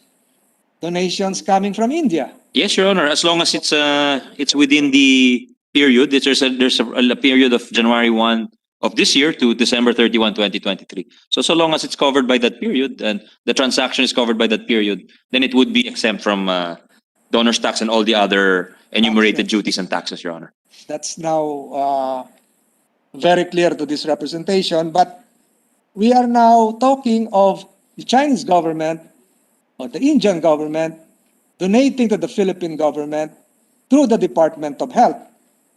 Speculatively, perhaps in the near future, if the Taiwanese government or the Chinese government or the Indian government donates a bulk of vaccines to the government of the city of Manila, will it be exempt likewise from donor's tax? Yes, Your Honor, because the word is by the government or any of its political subdivisions and by private entities. So I think it's wide enough to cover that. But we can insert language if you wish to Yes. make it clearer. We're open to that, Your Honor. I thank the good sponsor for that. And if, for instance, a sister city of Quezon City with an excess volume of vaccines, with a sister municipality, a fifth-class municipality, would perhaps donate 1,000 vaccines to that fifth-class municipality, would it be exempt from the donor's tax? Yes, it would be, Your Honor, because that's the intention to encourage the donation So by it's now exempting it, Your Honor. So it's now an arrangement not coming from outside the country, but within the Philippines. Yes, Your Honor. So Because that exempt- would be normally that would be a taxable transaction, but with this provision, it should not be taxable in order to encourage the donation precisely. What about, Your Honor, what about a sister company of a company covered under the private sector provision? A sister company, for instance, of a big corporation, San Miguel, would donate to Magnolia excess vaccines for purposes of their books. Would it be exempt? I would think so, Your Honor. And a big company, Your Honor, donating to a fifth-class municipality, hosting a warehouse of San Miguel, would that be exempt? Likewise exempt, Your Honor. The purpose of my line of questioning, and I thank the good sponsor for his tolerance, is that probably in section 6, we might as well include the local government's ability to receive donations from whatever source. Because as it appears now, they are only mentioned here when they procure. But if we apply section 10, when we invoke the donor's tax, they're not yet there. They are there, almost there, not yet there. So we might as well, during the period of amendments, if the good sponsor would allow, modesty aside from procurement, accept donations. Yes, Your Honor, we're with him 100% on that, and we're willing to accept anything to clarify the intention, Your Honor. And that's liberality, especially for big religious organizations. Yes, Your Honor. Yes, Your Honor. Hosting senior citizens. I have no further questions, Mr. President. I think I was enlightened by the responses made by the good gentleman, and I fully support this bill. I just raised those questions in order to clarify and strengthen the bill. Maraming salamat po, Mr. President. Thank you, Mr. President. Thank you to our learned senator from Cavite. And I thank God that his interpellation was indeed short as promised, Your Honor. Yes, thank you to the distinguished gentleman from Cavite, who is very passionate, especially every time the Washington Wizards loses. Majority Leader. Thank you, Mr. President. Well, Mr. Majority President, Leader, may we ask for a 1-minute suspension, for a health break, Mr. President? Okay, go ahead, Your Honor. yes, Mr. President. Well, we were supposed to, I believe Senator Kiko Pangilinan was supposed to be one of the next interpellators, but I believe he will just ask on Monday, due to the lateness of the hour. Together with Senator Lacson, yes. Together, yes, it will be on the list, Mr. President, for Monday to place this on record. On Monday, we will start the interpellations with Senator Lacson, after which will be Senator Kiko Pangilinan, and then Senator Gordon, Mr. President. Hopefully, I'm appealing to my colleagues. We can close the period of interpellations and open the period of amendments on Monday, after which we can proceed hopefully on second reading approval. So for our colleagues who wish to propound the amendments, if they can be ready by Monday, Mr. President, for the record. My appeal, it's an appeal. Leader, perhaps yes. Our colleagues who are interested to raise questions, as upon the request of our distinguished sponsor, if they can forward the general concept of their questions so that they'll be able to prepare for their questions. Thank you. Yes, that would be ideal, Mr. President. That would be ideal. Yeah. Yes. We appeal to the three remaining senators who would ask questions. Thank you, Majority Leader. Thank you, Mr. President. And I'd like to apologize. I don't, because of the lateness of the hour, I believe the presiding officer also has to leave for another occasion. So, Mr. President, Majority Leader, there's additional reference of business, I believe, Majority Leader. yeah. Before we take up the reference of business and adjournment of session, I'd like to apologize to our colleagues who are waiting intently on the other measures. But before we do that, I move to suspend consideration of Senate Bill number 2057. I so move, Mr. President. Is there any objection? The chair hears none. The motion of the Majority Leader is carried. Thank you, Mr. President. I move for the additional reference of business. Reference of business. Additional reference of business, bills on first reading, Senate number 2058, an act granting Philippine citizenship to Angel Kwame, introduced by Senator Gordon. Referred to the Committee on Justice and Human Rights. Senate number 2059, an act granting the Highland Broadcasting Network Corporation a franchise to construct, install, establish, operate, and maintain radio and television broadcasting stations in Mindanao, introduced by Senator Zubiri. Referred to the Committee on Rules. Majority Leader.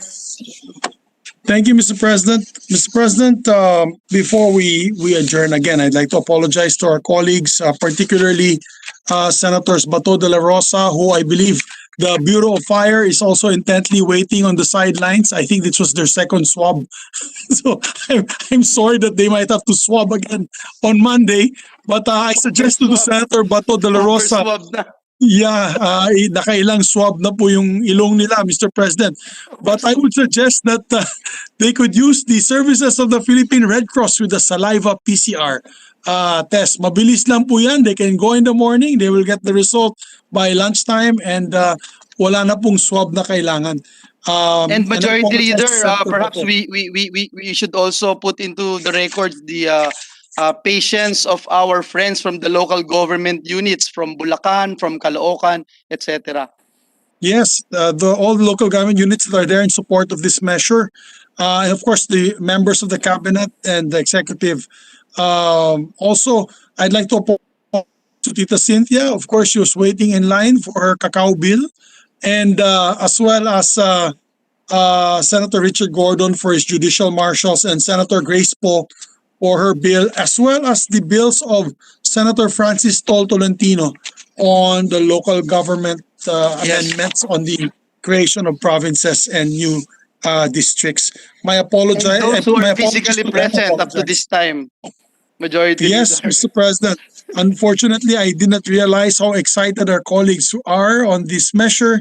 Obviously, it's a very important measure. And lest we be accused of delaying this any further, I had to prioritize this, Mr. President, so we'll not be blamed by the public on delaying this measure. But we'd like to assure our resource persons and the sponsor that we will take this up again first hour Monday, and that the agenda today will also be mirrored for Monday. It will be the same agenda, and if we can finish the vaccine procurement bill on Monday early, we can take up the other bills as well, Mr. President, on the line that on the rack that it is listed now on the agenda.